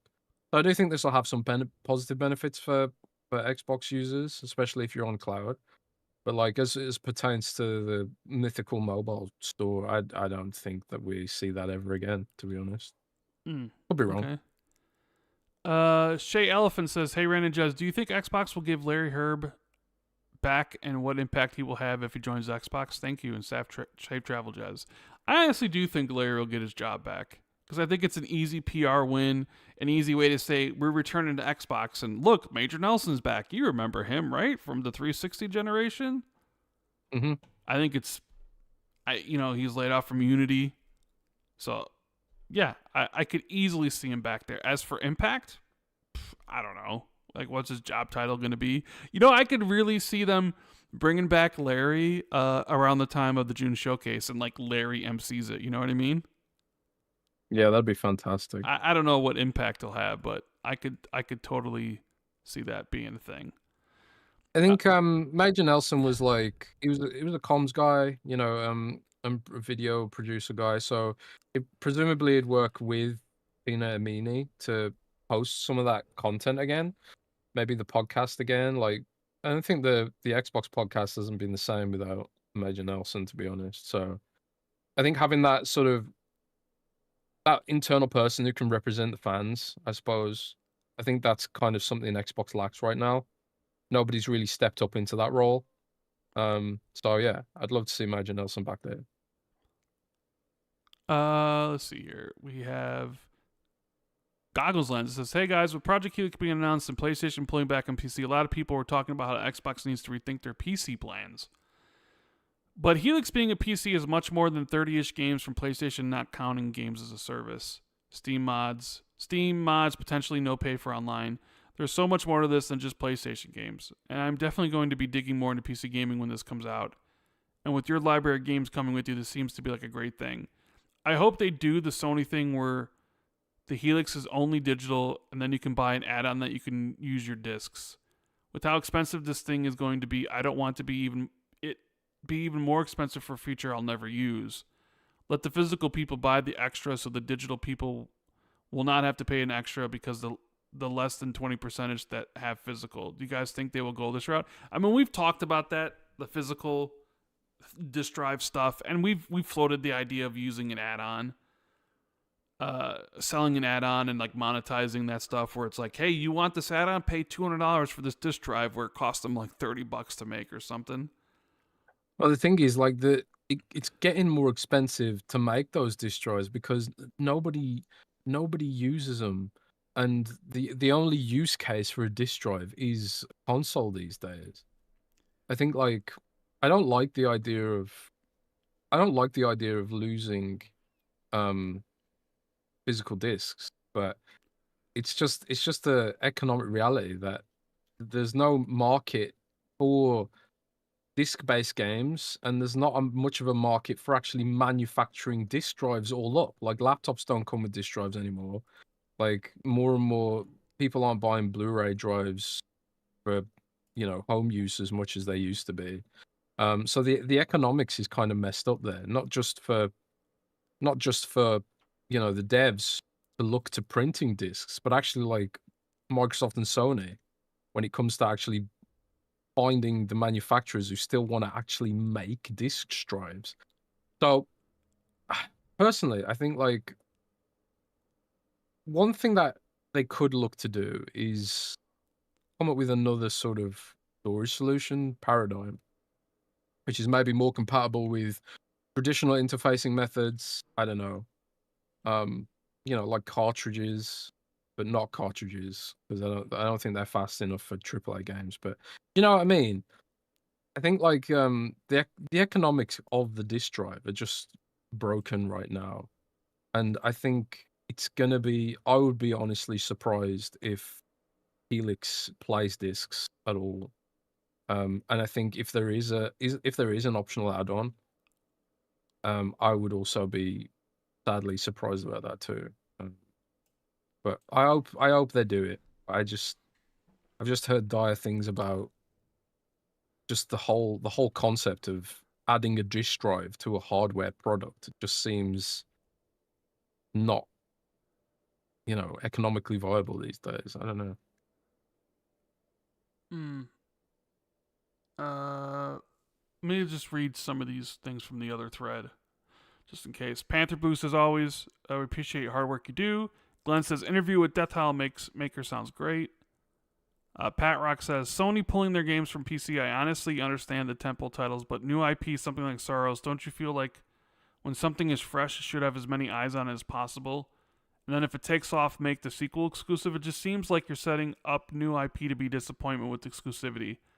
I honestly feel the same way about Xbox. Not every game should be exclusive, but games like Fallout, Elder Scrolls, Gears, Diablo, I think those would be good for the platform to be exclusive at least for a set time and not hurt the game. Thanks for everything you all do. Have a great weekend. Thank you. Kind of feel the same way, especially with Sorrows, because I would have thought like that's quite a PC coded game to me. So like that's something I would have even thought like that could have done well even on Xbox, I think. But yeah, I mean Sony clearly feels a certain way about it. And either they've just decided like ideologically that this is a bad idea, or they've actually got hard data that actually this is probably a bad idea for what we want to do with our future. Yeah. Bial says, hey guys, hope you both doing well. Jez, first, congrats on the exclusive interview. I wasn't there last week, so I'm saying this now. You asked all the questions you could ask in a 13-minute time slot. After that, it's up to them how they want to answer. Comments by that person just shows jealousy in my neutral opinion. Never let them to get to your head. You covered all the topics we talk about: hardware, AI, smaller games, etc. Now to my question. Asha keeps emphasizing on bringing Xbox back. What do you guys think is the way to really bring Xbox back. I mean, if it's not exclusivity, then what is it? Because I don't really think there's anything else that can really bring Xbox back. I don't think reducing price of Game Pass will bring Xbox back.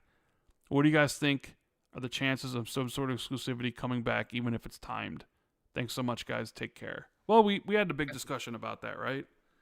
Yeah, we did. But I think like what would quintessentially do it above everything else is if the next mainline Halo game, not only is that game fantastic, 10 out of 10, Mm. great game, but that's also exclusive. Hey, I think like but remember, just just the community manager said Halo's on PlayStation moving forward. I know they could, yeah, right? they did. But I think that's what would do it, man. Because I don't think without exclusive content, I don't think you have a platform really. You're an OEM. You're a PC OEM in that universe. And if that's what they want to be, then fine. But I don't think like I don't think there's any reason to opt unless you're already locked in because Microsoft locked you in with their previous strategies. I don't think there's any reason as a new player to choose Xbox over Steam in that universe. Unless Microsoft comes up with some compelling reason that I haven't or none of us have really thought of before. I don't really know how you do that without exclusive games. But I could be wrong. We got Flea saying, "Hey guys, hope things have been going well. Also, congrats, Jez, on that interview. Despite Marathon being published by Bungie themselves, when you launch the game, you see a PlayStation Studio splash screen. So my question is, when will Microsoft add their splash screens for ABK and Bethesda games? Have a great weekend, guys. I think those are probably coming soon, right? For the upcoming games, Yeah, whenever. I think they definitely should. The thing is, like, some of Microsoft gives their studios more freedom, and like a lot of their studios are just like, we don't want to be associated with Xbox, and a lot of their fan bases don't want them to be associated with Xbox. I remember like when they did some advertising for the new WoW expansion a few months ago, and they did put an Xbox logo on the trailers, and the comments were just full of like hate. They was like, "What the fuck? Seeing Xbox on Warcraft video is weird," and that's what all the comments were about. That they weren't anything to do with the game. They're all about the weirdness of Xbox being on a Blizzard game. So I don't know. I mean, I think they should do it and just own it and be like, "Yeah, we own this shit." It's part of our ecosystem. I think they should do it. Microsoft's pretty timid about some of that stuff sometimes. Um, and they like to I think they're pretty timid because they're fully cognizant of the fact that everyone thinks they're the bad guy, right? So they want to seem like the good guy even if they're not. But I think some of that stuff is just like that should be there. If other platforms would do that, Nintendo would do that, Steam would do that, PlayStation do that, Xbox should do that. You know, I think. But again, maybe it's not that big of a deal. I don't know. Uh, let's see what else we got. We have Rave Demos. Yo, boys, we spent so much time debating whether Xbox is jumping out of the Sony frying pan and into the Steam fire, but are we looking at this through a lens that's too small? If we remember that Xbox literally stands for Direct Xbox, it feels like we're seeing the ultimate story arc. Microsoft returning to the original reason for the Xbox. Project Helix isn't just a console, it's the standardization of a development environment where one master code runs on Magnus handhelds and high-end PCs. Two worlds, console and PC, finally converging in a Helix pattern. Is it possible Steam isn't the adversary here, but just the biggest DirectX distribution partner on the planet? If Microsoft owns the architecture and is now the biggest third-party publisher, do they even care who takes 30% cut? If 90% of games are born as Nope. DirectX exclusives, aren't they just using Valve to help them build a new moat around their original vision? Maybe Xbox was never meant to be a box, it was always meant to be the foundation. And that's a pretty good take, and I'm pretty sure like a lot of people at Microsoft do see it that way. To be honest, um, because there is the Windows factor to consider here as well. Like, um, Linux is a pretty chaotic platform, and like I remember there was a lot of stuff over the summer of this Linux distro called Bazoit, which is like a gaming oriented distro, and people were saying like, "Oh, look how much better the performance is on Xbox Ally if you put Bazoit on it." But then well, a couple of weeks ago, and I haven't got the latest information on this, but apparently there was some big drama in the Bazoit development community, and someone they quit and they were like, Bazoit's not getting any more updates now. So it's like, okay, well, I don't know if like something changed there, but like that's the kind of thing that can happen sometimes with some of these distributions. They can end up becoming abandonware, and you end up like without sort of the curation of a big corporation looking after it for better or worse, right? So I do think that, well, that's the thing about Steam OS is that it is that sort of Linux flavor, but backed by a big company that should be more inclined to look after it over the long term. And I suppose like Microsoft taking a more, I don't know, a bigger interest in the quality of Windows, in theory, could result in them owning more of that stack. But it is totally true that like people are aggressively looking for alternatives to Windows, whether it's the AI stuff, whether it's like because Windows is like an everything platform. The Windows team needs to make sure it's good for enterprise, and people just happen to use it for gaming. And the gaming aspects of Windows have always sort of played second fiddle. But as we've sort of evolved as a species, there's other options out there now. And for consumers, one of the main reasons to have a PC is core gaming in a universe where they can use their phone for pretty much every other aspect of computing, casual computing. So I do think that like they do want to work towards safeguarding that or building a moat, like you said. I do think Helix strategy is designed to approach that as well. But I also think like they need to tread carefully because as we've seen, chasing new audiences at the expense of what you've already got can leave you with nothing. So That's true. I suppose we'll see how it all goes down. Super chat. We got gaming. Gaming Fortisaw says it's too late for Xbox. Is it? It's too late for Xbox to make exclusive games a thing again. They can't even make their biggest game COD exclusive. Also, the Xbox tax will keep their console in third place forever. Well, I mean, they never were trying to make COD exclusive, though. I mean, it's funny because they went through all that rigmarole with the regulators about all that stuff, you know. Mhm. But even if Xbox somehow brought back exclusives, COD would not be among them. Like none of like the live service stuff I think would be, for sure. No.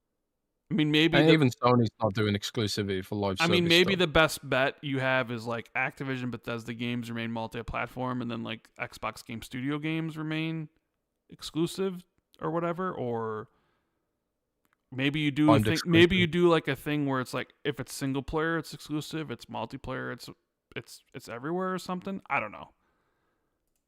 We'll see. Maybe nothing changes. Maybe it's just the same old, same old. In which case, it'd be like disappointing because like at that point, it's like, well, why'd you get rid of Sarah Bond and Phil if everything was just gonna stay the same? Haroon says, Jez, why isn't Doom 2016 on PC Game Pass? Literally all their Doom games are. By the way, we are still waiting for news on the shrimp. Don't think we forgot. Oh, that shrimp. Uh-huh. I have no idea on Doom 2016. I think it might be something dumb like a code freeze or just like the code's archived and put it on Game Pass. They'd need to like make some tweaks or something. Like it's probably something dumb like that. It probably will be on there eventually, but it's probably just one of them. Like this is on the backlog for now. Um, you know, we'll see, man. Yeah, it's got to be either a technical issue or a licensing thing, right? One of the two. Yeah, I think it is just a case of like technical stuff. Neth says, I appreciate what y'all do. Been lurking on podcast services for 6+ years. Finally, time to send a live super chat. Cheers. Well, thank you. Appreciate you listening, Thanks, man. All the wonderful people that listen to the show on Spotify and iTunes. Do us a favor. Make sure you write us a review and, I don't know, give us 5-star rating, I guess. That'd be great. Mm. Absolutely wonderful. Carlos says the Xbox tracks have already been laid for the foreseeable while now, but when do you think we'll really feel Asha's hand on the steering wheel? Yeah, that's the other thing I was thinking of is like, are some of her decisions gonna be like so far into the future where like things you be doing now you won't actually know until 2 years from now? Like it's sort of, I feel like anything with Project Helix and any of the things they're going to be talking about in GDC has already been set in stone for quite a bit. You know, that's Phil and Sarah, right? Like nothing's going to change significantly because like hardware is hardware and it takes a long time for the software and the hardware stuff. So like, I don't think anything Asha does with whatever, you know, Project Helix is going to be her thing. She may want, maybe she has the power to be like, oh, we'll make it more affordable, but like, I think how it's going to be used and how they talk about it's been set in stone for a while. I mean, I'm sure, yeah, I mean, she's going to be setting the roadmap of how things move going forward. And some of those decisions she makes won't be seen or felt for years from now. But there are some like short-term changes that you could make that, you potentially would happen probably sometime this year, potentially. Like if she wanted to make a splash at the showcase, if they wanted to change some things around with exclusives or, stopping projects or cutting studios or whatever, you know what I mean? It's a wide gamut of things. Some stuff you'll see immediate, and some stuff you won't see for years. At least that's kind of the way I look at it. I think she could probably do some stuff on the software side. You know, be like, oh, we should prioritize this feature instead. You know, that kind of thing. But yeah, we have Chuckle 450. He says, "Hey, Rand and Jez. Been a while since I caught a live. Just want to say you're both greatly appreciated in all that you do. To be honest, I was trying to write something poignant. Instead, I'll show my support and say, fuck grief and fuck the twats. Love." Well, appreciate you, man. Yeah, man. Fuck grief and fuck the twats. Yeah, fuck them. Rave Damo says, favorite quote from this last week. The plan's the plan until it's not the plan. That's such an Xbox thing, too. Enzi says, hey guys, Jez elaborated on showcase structure. Do you have any info about showcase structure? Were you supposed to elaborate? Showcase? Yeah, I guess. I have no details about the Xbox showcase this year. I mean, not yet. I mean, a bit early yet. 3 months away. But yeah, they'll come in. We'll get them eventually. Yeah, eventually. I mean, I don't know if this is true, but I had some there are some vague rumors floating around out there. Maybe Colt said this about there being another showcase before the June showcase. Don't know what that looks like yet, but there's a lot of games coming out, and there's a lot of partners who probably appreciate Xbox's throwing a spotlight on their titles. So maybe we get another partner preview kind of thing before the showcase, if the rumors are true. Yeah. Also, I'm still looking at that. I wonder if like maybe this isn't a change. Like you're talking about changes you could do right away, but like, what if they did away with when they show a game and then it lists every platform it's coming on, like Xbox, PC, Steam, Epic, PlayStation, Switch. What if they remove that and be like, we're not going to be advertising the PlayStation or the Nintendo versions in this thing, or the Steam versions, like the logo stuff. It's a small change, but it's a change you could see right away. You know what I mean? Mm-hmm. I don't know. Just throwing that out there. I don't know if they do that, but it's something they could change. Senior Bean says, move to PC at the start of this gen. Jez, please tell me they'll sell a dongle or something I can hook to my PC to play my Xbox console library. No, you probably have to buy a new CPU. Yeah, you're gonna need something PCIe for that, not a dongle. But yeah. I don't know, but maybe the next gen Xbox is so powerful it makes you want to upgrade to that PC. I don't know. We'll see what happens. All right, well that's the last one. So I think that's it. It was a good show, Jez. Hopefully you enjoy your time in Japan. You're gonna be there for Thank you, quite a buddy. bit. We'll see if we have a show next week. See if I can find a guest. If not, we might just not do a show next week because there's no way Jez is gonna podcast at 5 a.m. over there. So we'll see what happens next week. Stay tuned for the Xbox 2+1 that Jez recorded. Should be out on Tuesday. And yeah, thanks to all the super chats. Thanks to everybody hanging out in the chat. Love the Xbox 2 community. You guys always are amazing. Anything else, Jez? You know, Nope. Don't forget our sponsors, Surfshark, and their deal, 86% off 2 years, all that stuff. Patreon.com/XB2. I'll be continuing on with my second playthrough of Resident Evil 9. Try to beat it under 4 hours, and then be starting some marathon tonight. Hopefully that goes well. I see people constantly talking about its player numbers on Steam right now.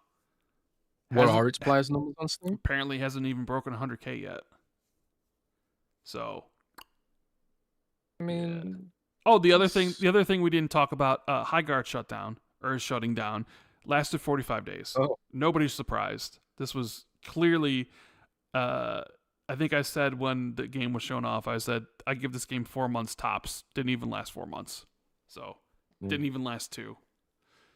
But anyways, yeah, kind of unsurprising. I do wonder if the whole Highguard thing might damage Healy's brand. I mean, because he really put his mark on that game. He really did. But I hope everybody enjoys their weekend. Thank you for hanging out with us on short notice on this Thursday. Project Helix could be fun times. We'll see. With that said, we will see you next week. Take care, everyone. Keep it gaming. Keep it gaming. All right. It is what it is. It is what it Later. is.